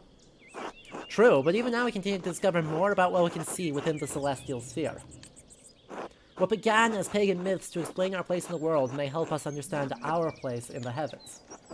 And this may seem foolish, but I spent a lot of time in the wilderness learning about plants and animals. Really? Did the libraries of Elfwood not have enough herbals to satisfy your curiosity? I don't mean to malign our most august Greek and Roman authors, but De Materia Medica was written before the coming of Christ. De Materia Medica, a pharmacopoeia, or a book of creating compound medicines, written by Pedonius Dioscorides, a Greek physician and botanist who was employed with the Roman army. This 5-volume source has been a primary source of botanical information for centuries. Additionally, I would add on to this in the text that would have been read, Pliny, especially Pliny as filtered through Isidore, Albertus Magnus, yeah, probably actually Albertus Magnus was probably the most significant ones, but you could also see sections of Honorius Augustodonensis' Lucidarium, those pertaining to the natural world, iterations of the knowledge of the Speculum Regales, or Speculum Regalium, sorry, pluralize it,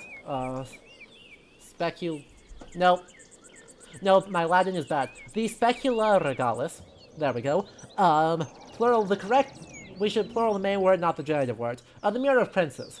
And works like De Mineralibus, all of which were composed in the Middle Ages. Oh heck, who wrote De Mineralibus? I don't remember. Surely there's more that we can learn about plants, insects, and animals by observing them in nature. And beyond that, I simply have a love for wild places. Did that bunny have a sword? You saw nothing. While I do not share your academic interest in nature, I must admit that I sometimes enjoy the solitude of a walk in the woods. And your other studies? Was there anything else you excelled at? We can pick another one, Chad. Chad, are we a Latinist or an occultist? I know, I did in fact just make Andreas touch grass. Occultist, fine. Yeah, fine, chat. That's fine. I use my access to the university's library to pursue more esoteric interests. Oh? Esoteric how? Mystical texts, books on alchemy, invoking spirits, divination. Purely academic, of course. Of course. I started with Ficino's Corpus Hereticum, and my interest only deepened from there. Quite interesting, Andreas. I'll make some time to speak with you more on this topic during my stay.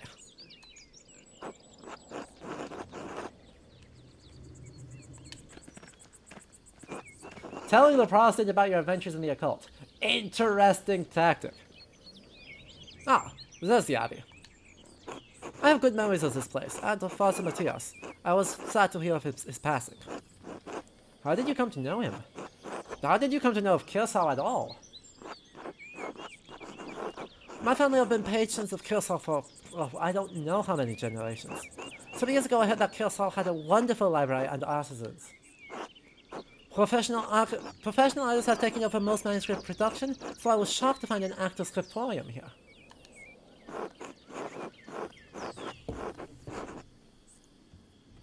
Well, there's not much of it left these days. 2 old men, a young scribe, and me.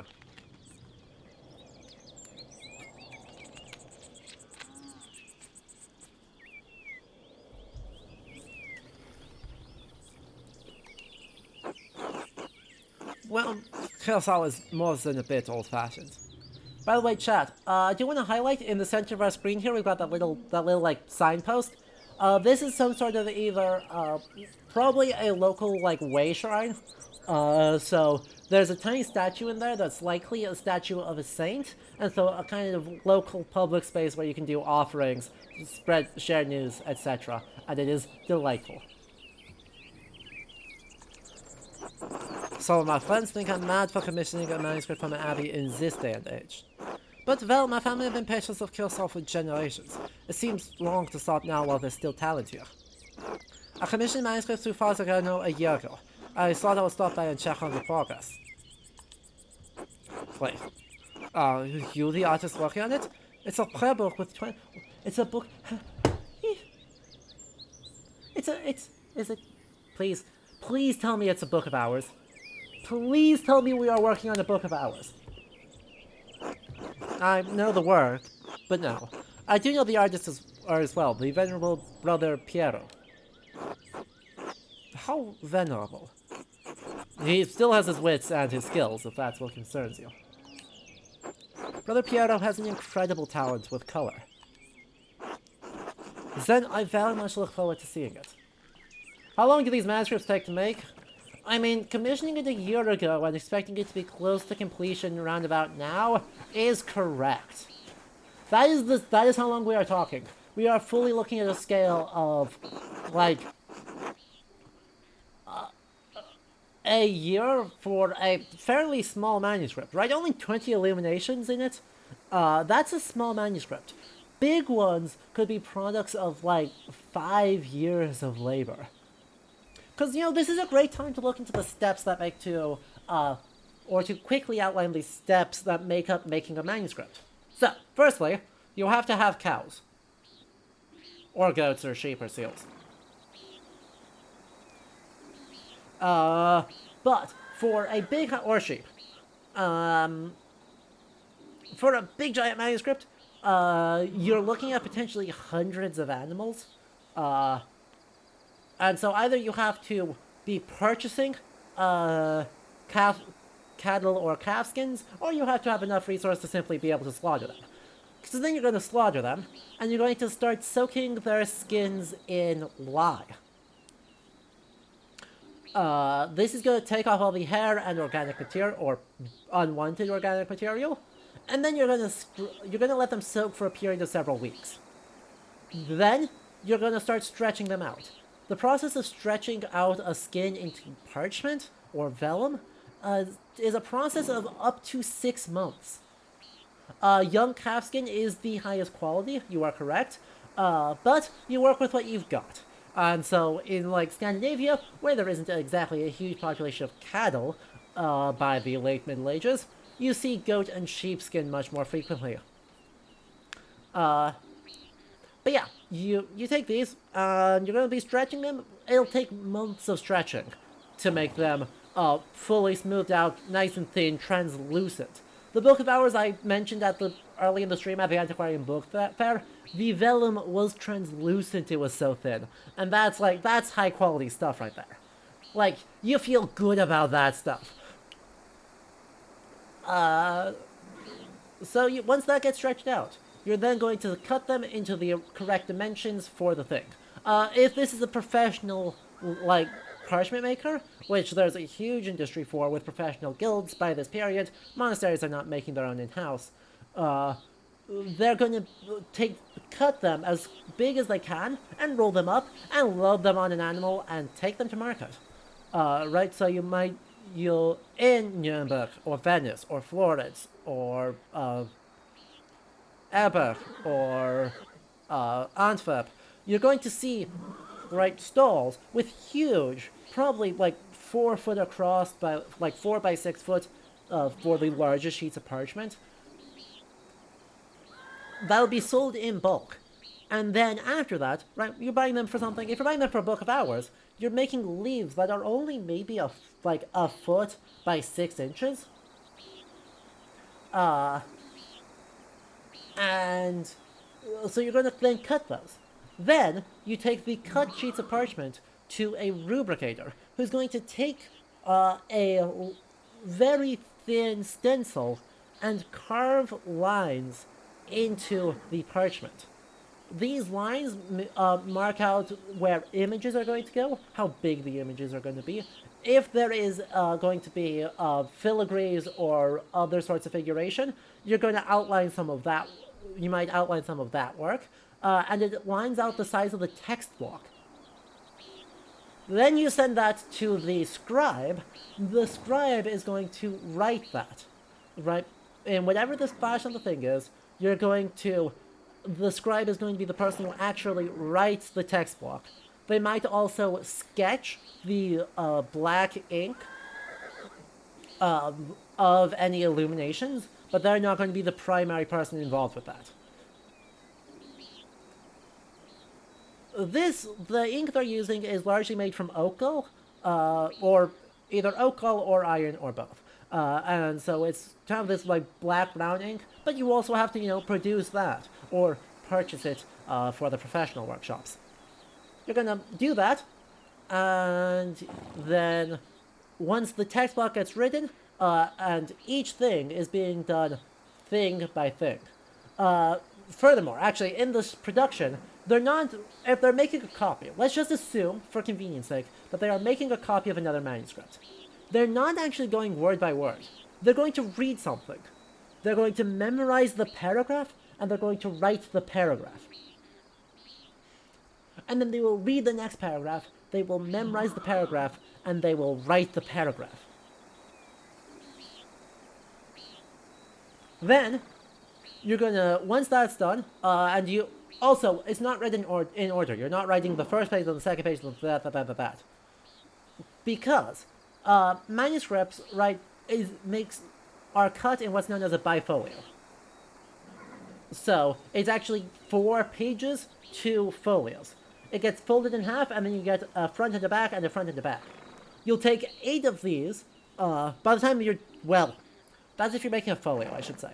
If you're making a quadravo, or a quarto, you're folding it twice. So you're folding it lengthwise, then widthwise, and then you're slicing the top. So that it creates 8 pages, 4 sheets.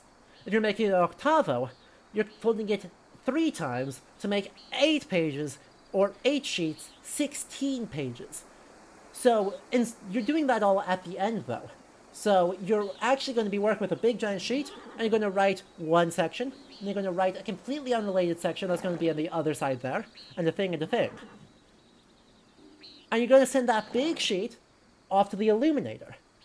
The illuminator is going to first, in the black ink, draw all the filigree, or sometimes, you know, if you have, like, graphite pencils or charcoal, you can sketch it out in that as well. Or scratch it, or there's a wide variety of methods. They're going to draw it in black ink first, and then either they will work with the pigments, or they will send it to someone else who works with the pigments to actually do the paint work. Then, if it's a really high status manuscript, there's gold leaf involved. The illuminator will prep the gold leaf using a, like, red-colored sticky thing for the leaf to adhere to, but they're going to send it to someone else to get it gilded. Once it's gilded, it comes back to the illuminator for final check, then it goes back to the scribe, who is involved with the patron workshop. They're then going to fold the manuscript as many times as they need to, put those folded sheets into gatherings of several sheets, and then send them off to a binder. The binder is going to be stitching together all these gatherings that make up the book, and then putting a cover on it. After all that's done, you use a knife to slice open all the folds in the bifolia in order to create all the individual pages. If you need to do any other stamp work on the leather for the cover, or if you're embedding any gemstones or stuff like that, you're going to send that off to a jeweler, a silversmith, or a leathersmith in order to get that work done at some point during the process. And then you have a manuscript. It is a frankly obscene amount of work for the production of this. So a year for a manuscript is, right, a year from getting the parchment to the completion of the manuscript. Perfectly reasonable. For a big one, something really high status, it's going to take significantly longer. Oh yeah, we're talking like 6 to 10 individuals split across 3 to 5 different workshops for urban lay manuscript production. Also, chat, this is a great time to shill. I have not told you all about the new overlay, because I premiered it like a week ago. That's pretty cool, right? Let me show you the manuscript that it is based on, because it is all entirely based on one single manuscript. All of the colors in my overlay are from one manuscript. It's great. It's called the Codex Argenteus.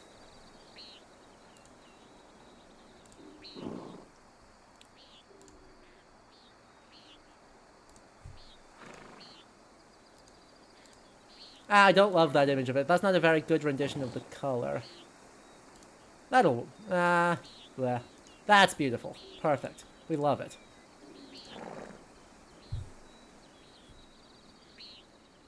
This is the manuscript the new overlay is based on.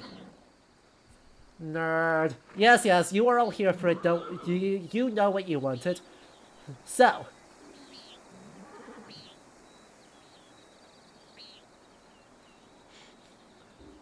This is nifty. Thank you, Tolkien Otaku. This is a 6th century Bible written in Gothic that the vellum was dyed purple and the ink is made out of silver and gold compounds.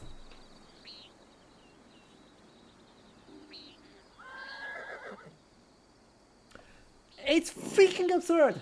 This is the elite of the elite manuscripts, right? I've worked with one before that's in Latin that was commissioned by Charlemagne to give as a gift to the Pope. I've done some transcription work off of a copy of that manuscript. That's another one that is purple with silver ink. I've also seen some facsimiles of some Byzantine manuscripts, but basically, this is the ultra, ultra, ultra, ultra elite. Also, let me emphasize, this manuscript is freaking enormous. It's held in Uppsala, but like, this thing is gargantuan. Written in Italy in Gothic in the 6th century.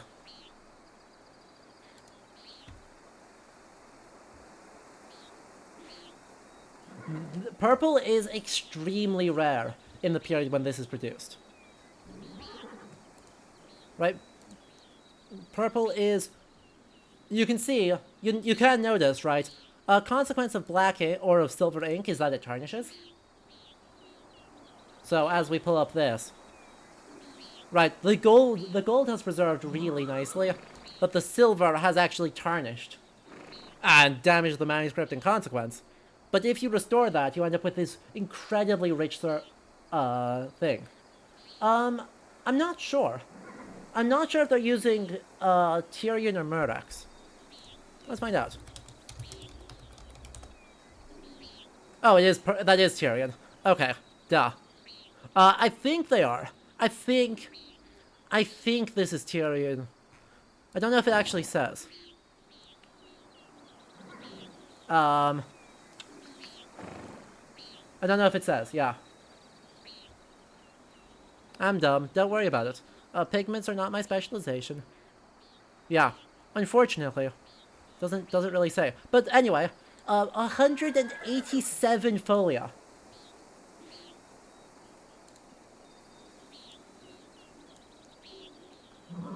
So 187 sheets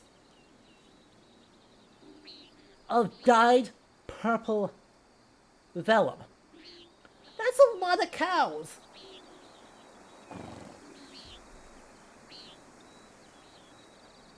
So what you're hearing is you use gold for the writings. Gold is expensive. If you are literally made of money, go to town on it. Absolutely. Go off, make it all... But you'll notice, right, there's a line here, an initial line, that's in gold, an important word that's in gold, and the heads of the canon tables are in gold. So, where a regular manuscript might use red or green ink to indicate importance, this one is using gold ink. It is in fact in Tyrian, and it is bloody fucking expensive. Yeah. Yeah. Yeah, so that is the manuscript that is the basis for a new overlay, chat. So if you worried that I lost my character and removed all my medieval manuscripts, don't worry, we gotcha. Anyway, I think we're enough away. Michael, tend to the horses and the baggage. I'm heading up to the abbey. Yes, my lord. Can you imagine if we still did all that today? Exactly. Right. This game is set right in the period where this is changing, because paper is becoming... It's still not super easy, because it's made out of fabric at this point. Wood pulp paper does not exist in this period, so you have to import cotton or linen in order to produce paper. But the cost of paper is slowly going down, and in fact it still is so much cheaper than parchment that you're starting to see books made out of paper, and both manuscript and print works put onto paper. Well, let's not keep the abbot waiting any longer. Oh! Oh, this abbey is gorgeous! Nuns.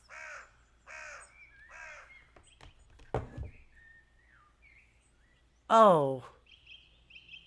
Oh, baby. So this abbey is Romanesque.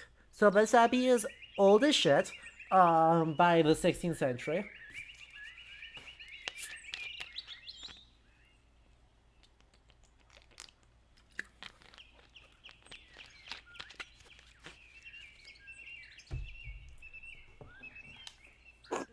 Quite unusual for a Benedictine house to have monks and nuns, even if they are separated. Hey, look, there's a question earlier of which order we're in.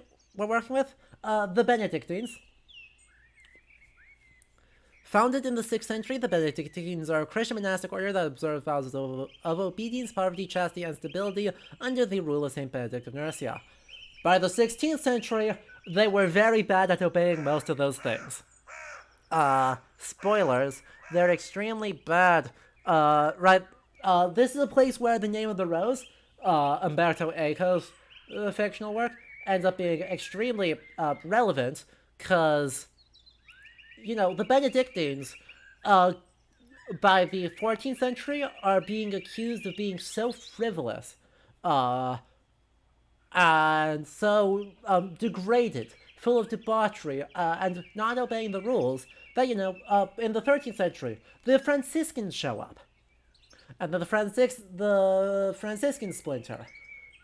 And so you end up with, even in just this South Central Europe, an incredible amount of monastic orders, arguing with each other all the time. That doesn't slow down by the 16th century.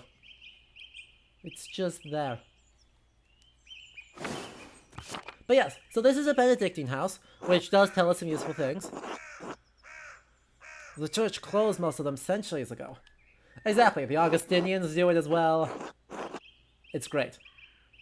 There are some fascinating things that emerge from the transition to paper. We have both the paper rough draft, a considerably more edited parchment version of the records of the Venetian Inquisition, which is every historian's dream. Oh, we love that.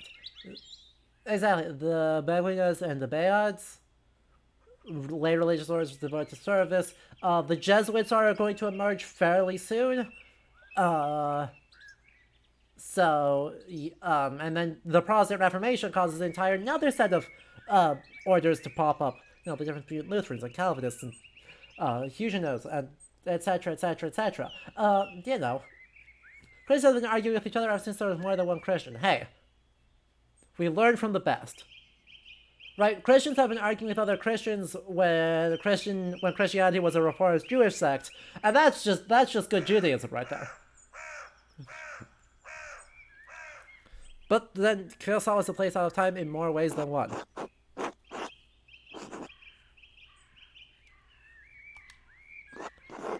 They are acquainted. Yes, let's leave it at that. Excellent Judaism. Entirely proper. Oh, hello. Ah, you must be Father Colonel. I am Lorenz, Baron of... Oh, Christ!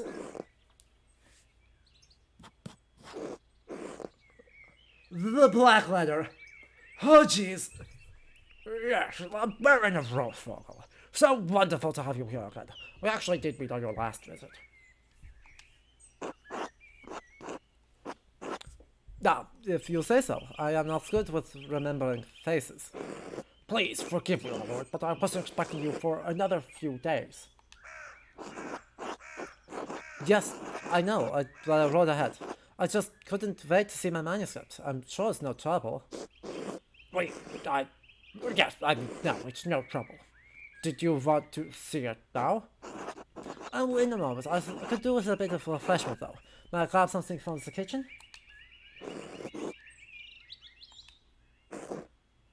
Yes, certainly, my lord. I will meet you there. Oh, we're about to get chewed out. Oh, we're about to get absolutely... Andreas, I don't know what you were doing with the Baron, but I need you in the scriptorium. Now. Is this about... Yes! You think I know it's supposed to be French? Well, probably. But, that's... I don't care.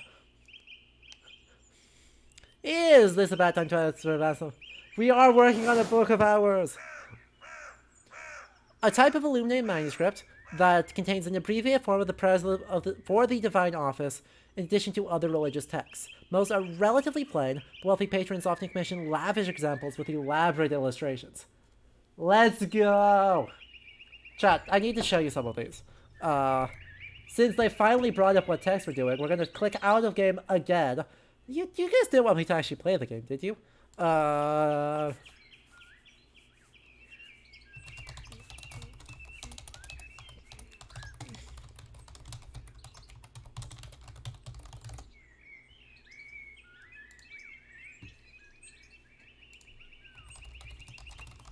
Let's look at specifically 1450 to 1550.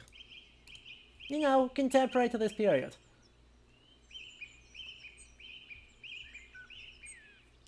That's a pentatonic. Those aren't helpful.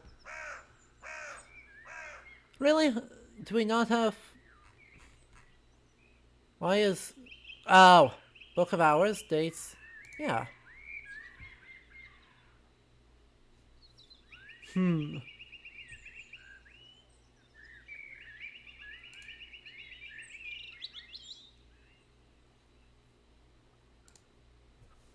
on.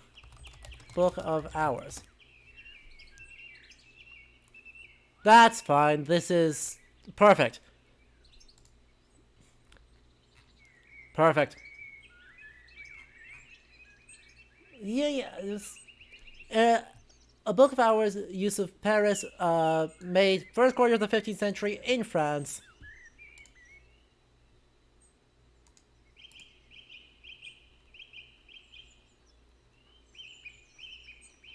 Did it not? Oh, boo. It loaded up a new window. In a new window. That's fine.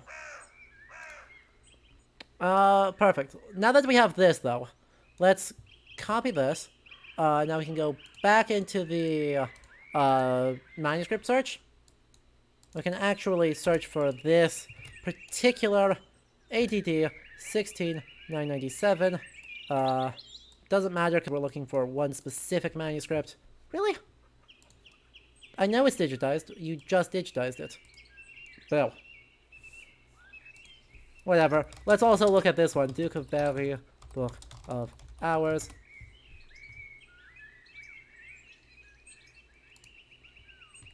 This is the most, I think, exceptional one. Ah, it's tiny. Tragic. Wikimedia Commons, thank you. Give me the high-res. Give me the high-res image.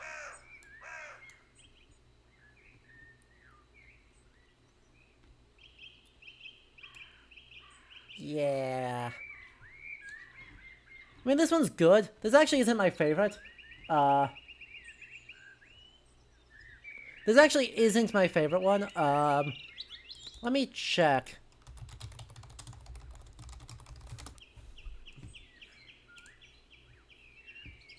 Do you have any digital images?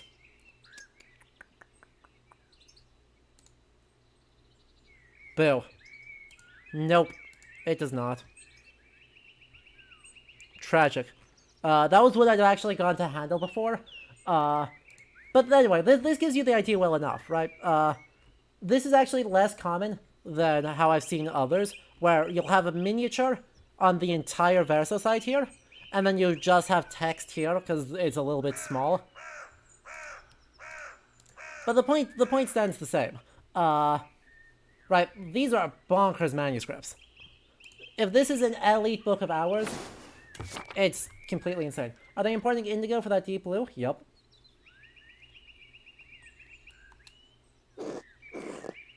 Then get to work. Yeah. Shit. I should have asked him about an advance for the Goetness taxes. Maybe I could just convince Buzzard Matthew to pay me early. Ah, look at that guy. Are they using maybe using lapis? Yeah. That's also an option. Alright. So, AC. You said that you wanted to... Or that there's someone we need to talk to?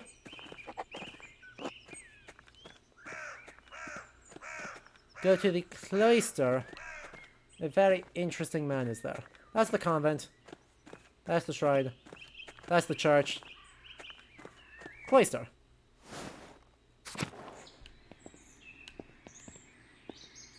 The infirmary, the chapter house, the laquarium. Oh hey, this is a fun thing. They have a laquarium, aka a room in which the monks are allowed to talk.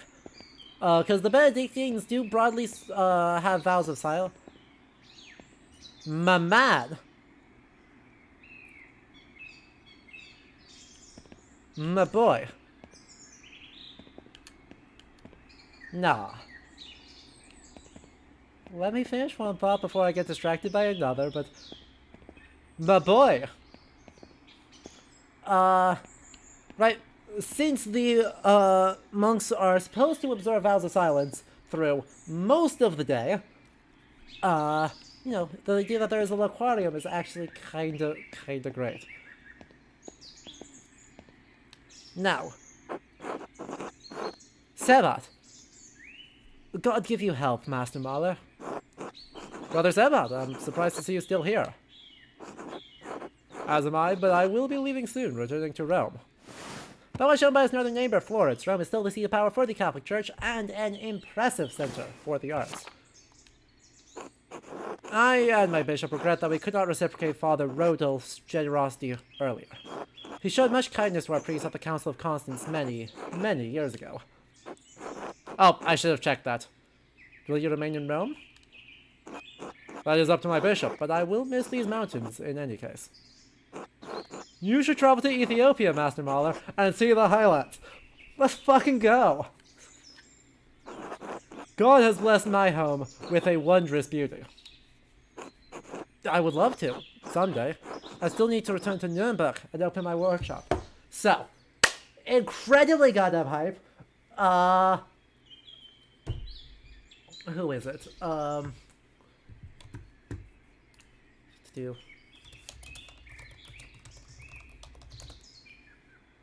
Yeah, Verena Krebs has a book out from fairly recently called Medieval Ethiopian Kingship and Diplomacy with Latin Europe. If you want to learn more about the intersections between Ethiopian... hang on, let me grab the page for it here for you all.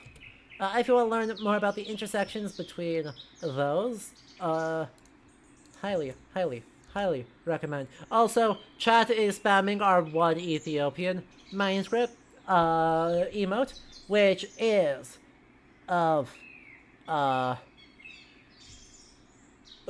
a 19th century depiction of a battle, which features the Virgin Mary holding a gun. So they are extremely hype about it. And thank you, by the way, right now, Grumblesickle, for the follow. I'm glad the recommendations of reading persuaded you. God, this is so good! Chat, this game's so good!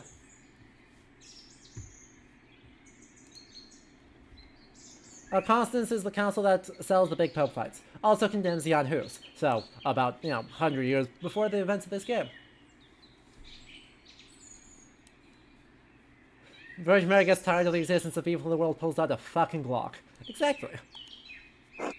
Yes, someday. Until then, if you are ever in Rome, I may still be around. I would like that. By the way, if you have some time in the next few days, it would be nice to share a meal with you and some of the townsfolk. Yes! The townsfolk? I am accustomed to strange looks, especially in rural places like these, but I've had kind words with the baker and his wife. Yes! So, chat, correct. Our Ethiopian friend is correct. Getting weird looks, probably true. The idea that even a place as rural as Tassing and the monastery of Kilsau would have a person of color from Africa. Also correct! I have to join you for a meal, 100%. Oh, yes, the Albans, Ulrich and Gret. I offered to tell a story to the children and their mothers over a meal someday. Gret seemed more excited about the idea. That would be more comfortable if you were there as well. 100% make time. Thank you, Andreas. I look forward to it. God give you health. Also, look at his manuscript. I think that's an Ethiopian manuscript as well. I think they're basing it off of a real one. Not 100% on that, but that does look right. God, there's so many rooms in here. Hello, cemetery. Ooh, flowers. The apple trees have only started to bloom. It will be months before they... Yo!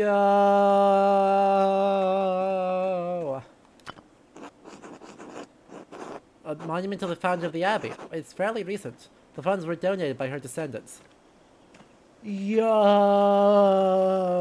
I like that they specify that's fairly recent. This is a late 14th century or 15th century, right, it could not be older than the late 14th century, because the idea of a depiction of a saintly figure as with the decay of the body is 14th century or later.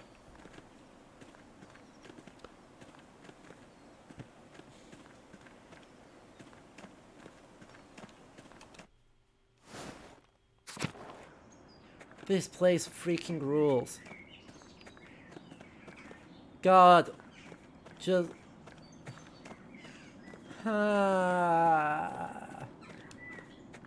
And here we see the reason why dinner gatherings were and remain the primary method of social networking in Europe for centuries.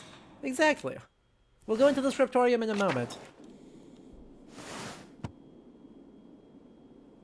My boy. Look at him.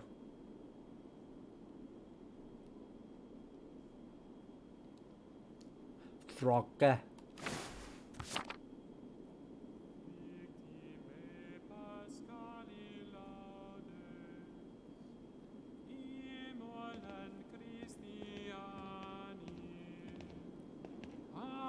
Redenit oves, Christus innocens Patri, reconciliavit peccatores. God bless you, Andreas. How was the sacristy today, Matthew? The same as yesterday. How does my vocation seem silly to you, Master Mahler? No. And go in peace, friend, knowing that the Abbey's treasures are secure for another day. Beautiful. God be with you. One more thing, I have a favor to ask. Yes, Andreas?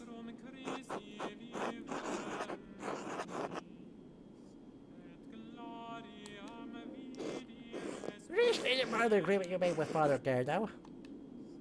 You'll be paid on the completion of each additional manuscript you illuminate, not before. Alchemy did the music. Thank you for that information, Auto Likes Cake. It fucking rules.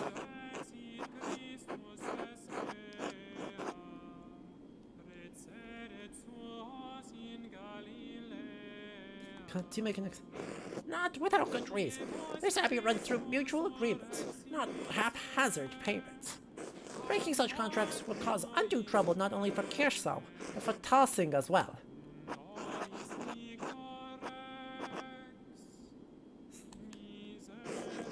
What is this about, Andreas?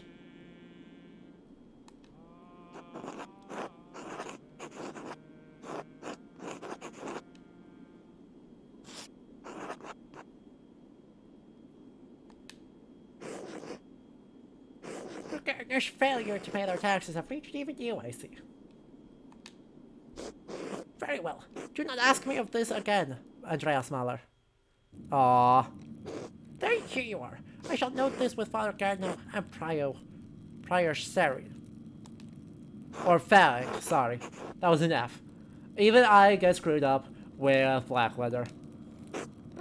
God bless you, Andreas. By the way, that little treasury room is amazing. Alright, now I've got my payment, and give Clara the rent early.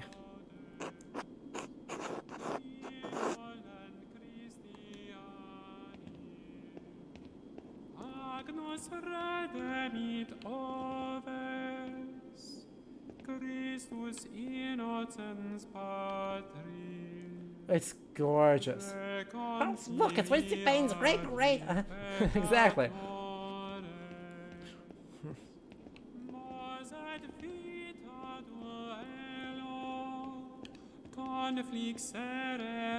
I don't wanna bug him. Oh, I feel too bad for if I bugged him.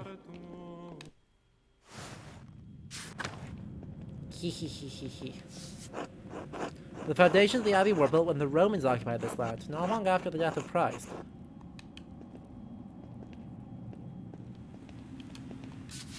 These two markers go back centuries, all the way to the founding of the abbey. Abbot Dietrich, from the height of Curacau's power in the 14th century. Those days have long passed.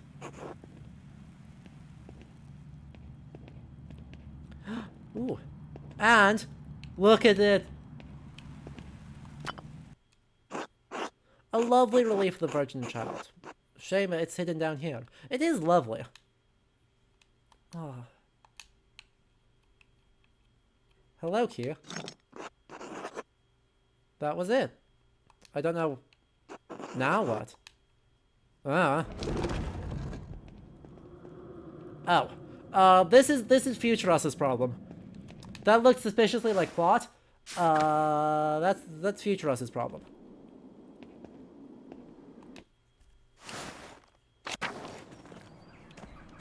I was just messing around. Oh, perfect. Oh, look at this. Oh, look how perfect it is. Oh, look at how... Oh, interesting. Alright, conclusions. I don't know why they have this funky shaped one.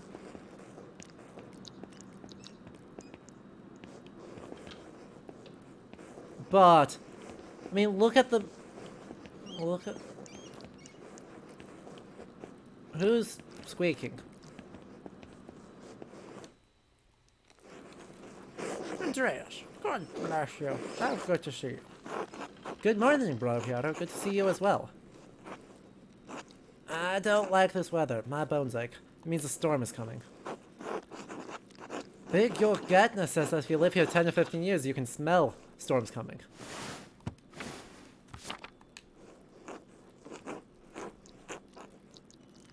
Brother Idog has been here long enough that we can always smell him coming. Do not forget, Brother Gil, the fate of the youths who cheered the aged prophet Elijah outside of Bethel. Are you comparing yourself to a prophet, Brother Idog? I'm comparing you to an impotent youth, who the Lord, in his ineffable wisdom, may choose to strike down.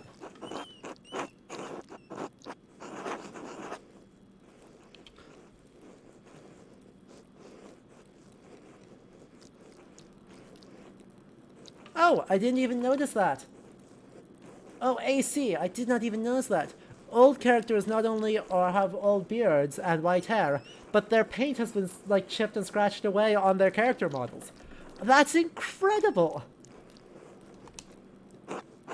Well, everyone seems lively. I suppose that means Prior Ferenc is not overseeing us today. Hey, guess what? This sort of banter is taken directly from the Name of the Rose, but also I think does reflect historical reality, namely that the vow of silence has to kind of be enforced. Kind of really strictly enforced.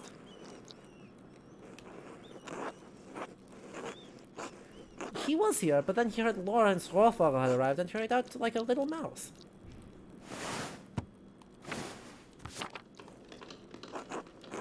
Ferenc is so desperate to impress the abbot and nobles like Rothwell. It's pathetic. You frank kindness to Father Abbot and Prior only speak about them like this behind their backs. It's shameful.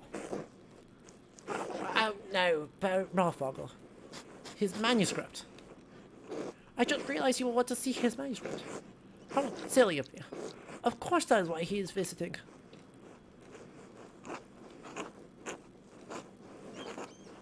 Perhaps if you were younger and faster, you wouldn't need to worry so much about patrons' visits.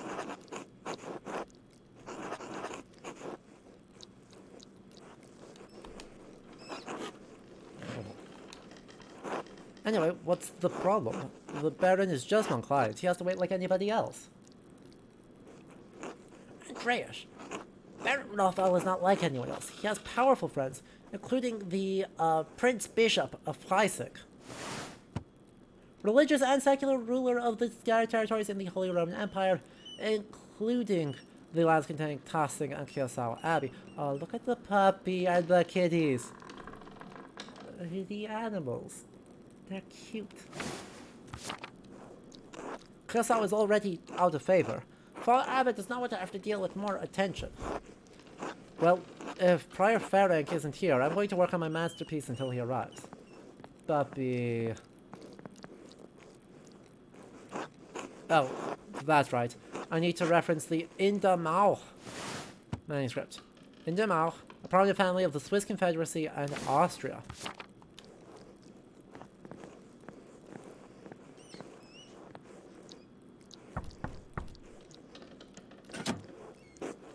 Zdena! Oh, she's Czech. She's Bohemian. Oh, be back later, Pentiment launched us? Well, congratulations to you and everyone else involved. A book, the Indomal manuscript, the Book of Hours. Your hair looks messy today. Did you get enough sleep? Geff.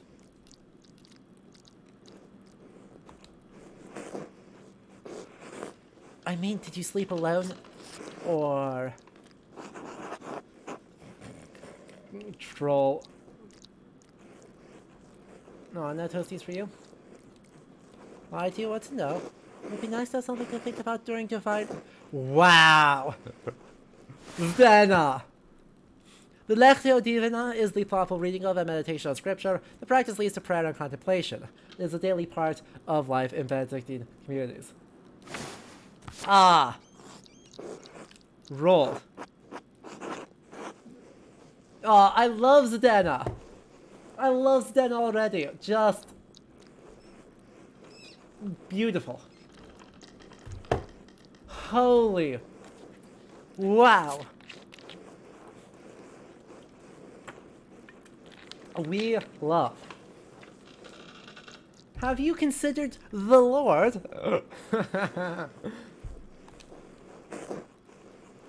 You really are a cloud on a sunny day, Andreas. Could I just get the book? Ugh. That's all that way upstairs. Can't you get by without it?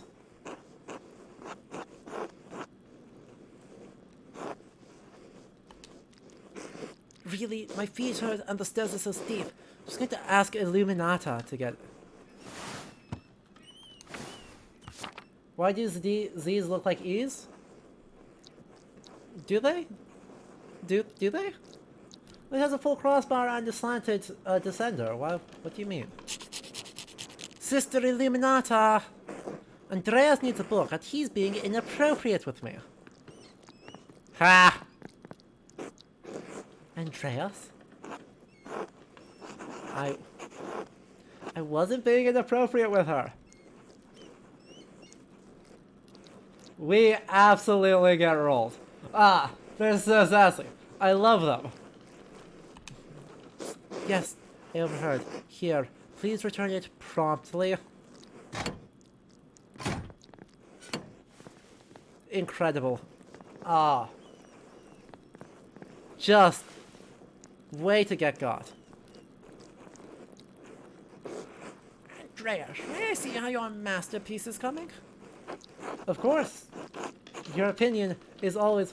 Zdena is naughty. I can tell. I love her. Also, I love that her name suggests she's Bohemian. Right, obviously Bohemia and Bavaria are not that far apart. And the fact that we have a Benedictine nun in the Kirsal Kloster, who is Bohemian, is one of those small things that are like, hey, we have, like, people around, right? We've got people from all over Europe coming here to Bavaria, and rural Bavaria in this period, and that is fine and normal, and not considered weird or a big deal.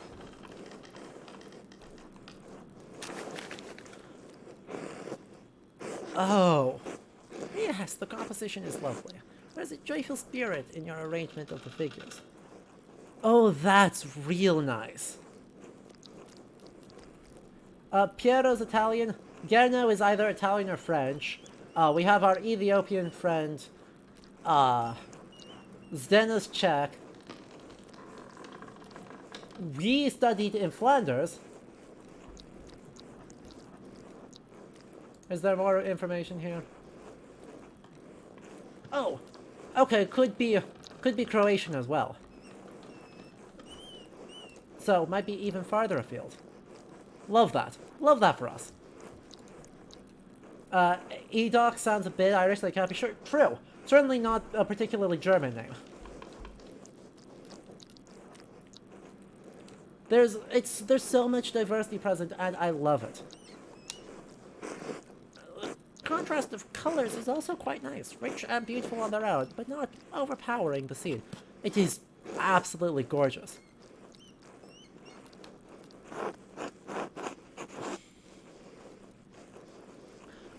It doesn't feel right, I don't know why. I've got an idea. Oh, duh, he's Cornish or Welsh. Duh, yeah. Amazing. And Guy is French. He's from Guyland. Sure, the land of dudes. Of just little guys. It's a French name. Guy de Guy. Guy de Guy? Guy de Guy. By the way, I have a suggestion as to why this feels... He'll tell you he's Burgundian. Perfect. We love that. This is still going to be Old Burgundy, so Southern French. No. It's moved north at this point. So just south of Flanders. So, I guess Alsace-Lorraine. In modern... Right. In modern counties, we're thinking of over by, like, Lorraine on the French-German border. So, yeah, great. Anyway, Karabachi, hello. We are coming up near the end of stream, but there's an entire 3 hours of medievalist glee. We'll be around for a few more minutes yet, though. Because I've got feelings about this. This is beautiful. I love this. I would note, he's too impressionist. Look at the foliage. Look at how the foliage is done. Let me try and find, while we can ponder this, let me try and locate some good examples of 15th century foliage.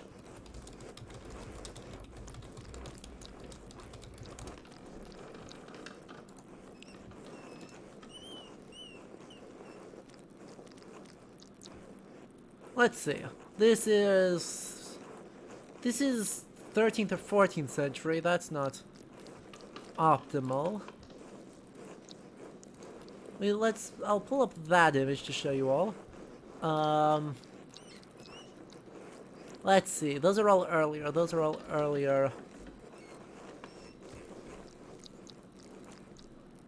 Let's see what it looks like in the 16th century. We'll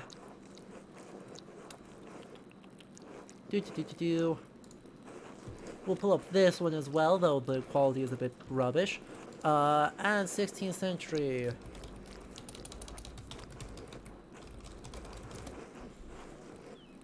And let's hit up a nice Flemish example. Right. So I've got several images coming at you of references from around the period roughly. First up, this looks like it's 13th century, although I could check that pretty easily. Let's see. British Library Royal MS 20. Let's check on that.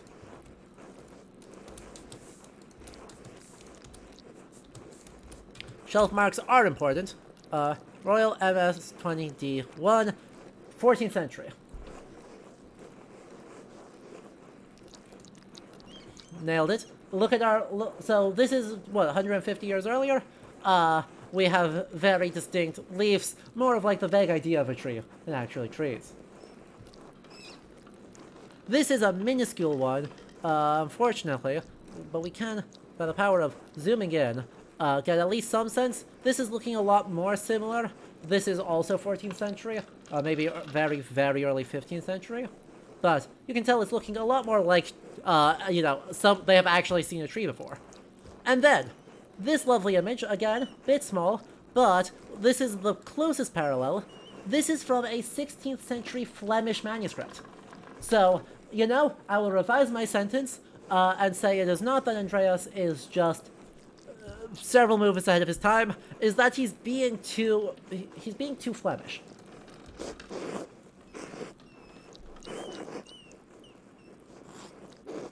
It's an excellent interpretation of someone else's work.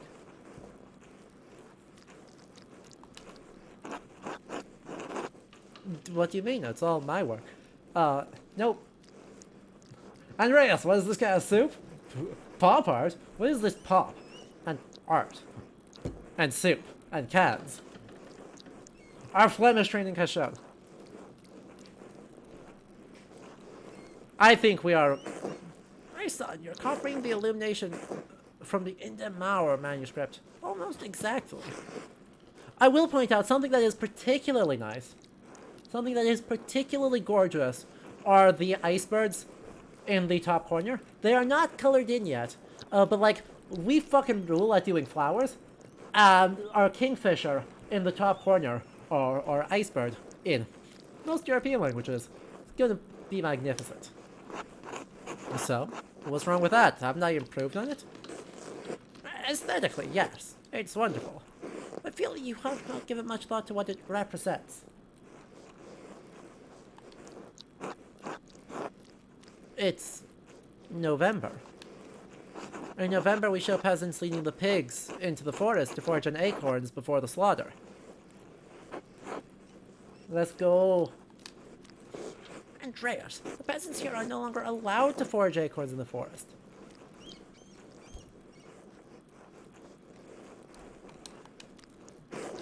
Many great lords and abbots across the empire have forbidden it. Even Father Garno. Andreas, I shall now do something called performative art. I was sitting in the chair for hours. See, the problem is they just think that we're like, that we're just doing the divine, what is it? Crap.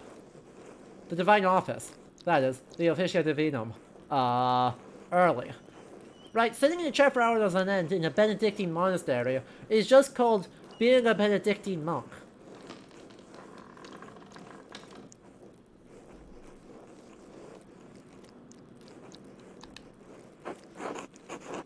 What difference does it make? This is the way November is painted. Yep, they've gotten rid of the panage. Yeah, forest regulation is a big goddamn deal in this period, and we just casually got thrown out there. But it is not the way November is.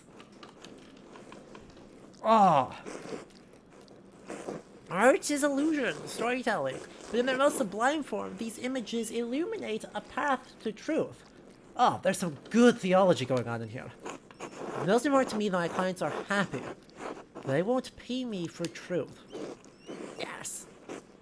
But with God's grace, this book of ours will outlive us all. What will it say to those who see it in a future generation, centuries beyond our comprehension? Some will gaze deep into your lines and paint to seek a deeper meaning. What will they find? But you need not listen to my opinions. They're just the thoughts of one old monk. There is no place for the monastic scriptoria anymore. In truth, this room is a place out of time. It's getting meta! It sure is. Ah, we love it doing that though.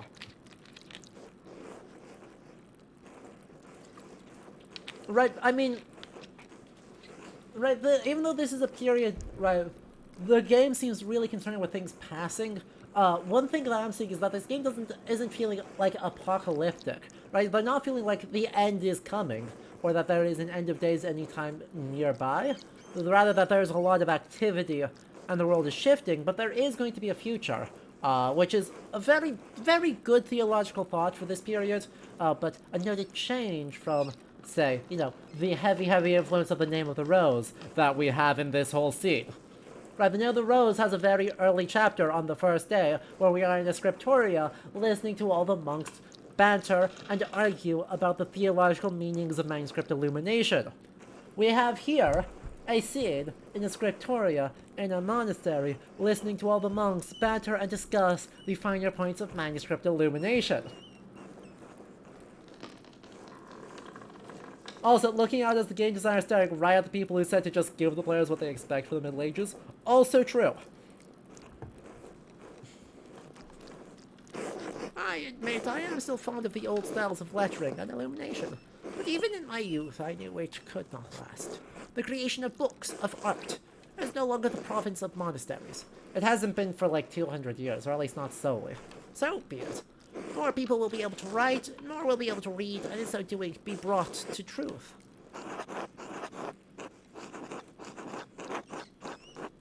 Don't you think there's a danger in anyone being able to write, anyone being able to read anything? I think there will always be a place for artists like you and Brother Edok. True.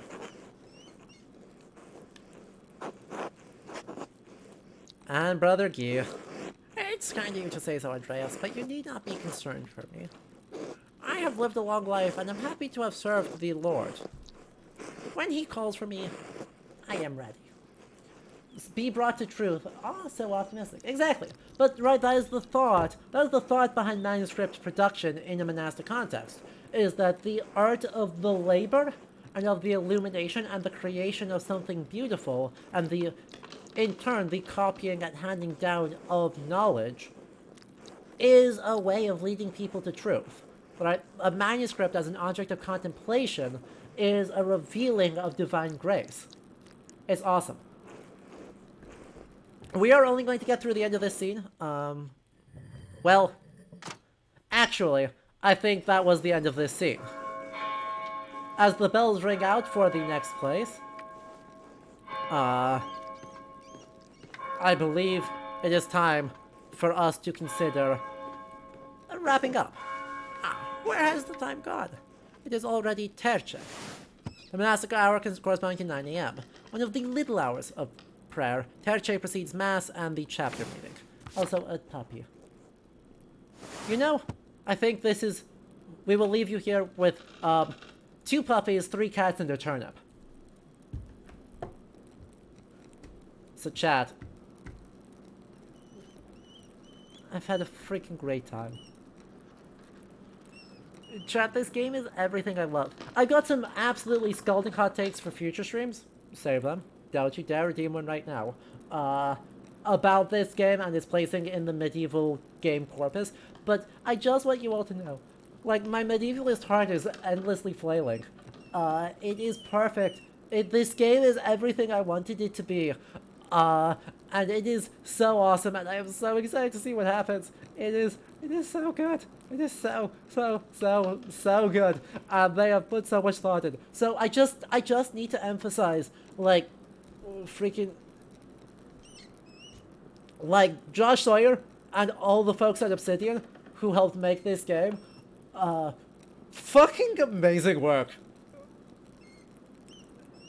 No potatoes, only turnips. True. I remember Josh saying that he had punishments for anyone who suggested on the development team that they should have potatoes.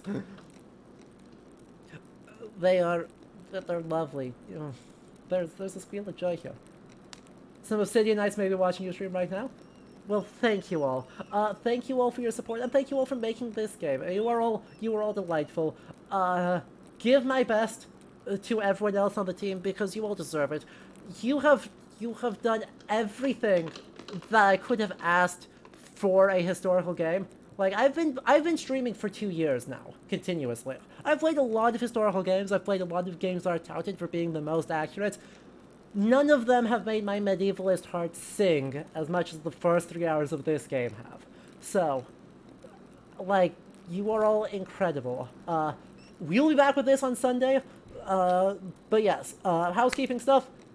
Next stream is going to be on Friday. We'll be back to God of War Ragnarok. Red and Blue from Overly Sarcastic Productions will be joining me. And Dr. Felix Lumer, a external lecturer from the University of Iceland and independent scholar, is going to be joining us as well.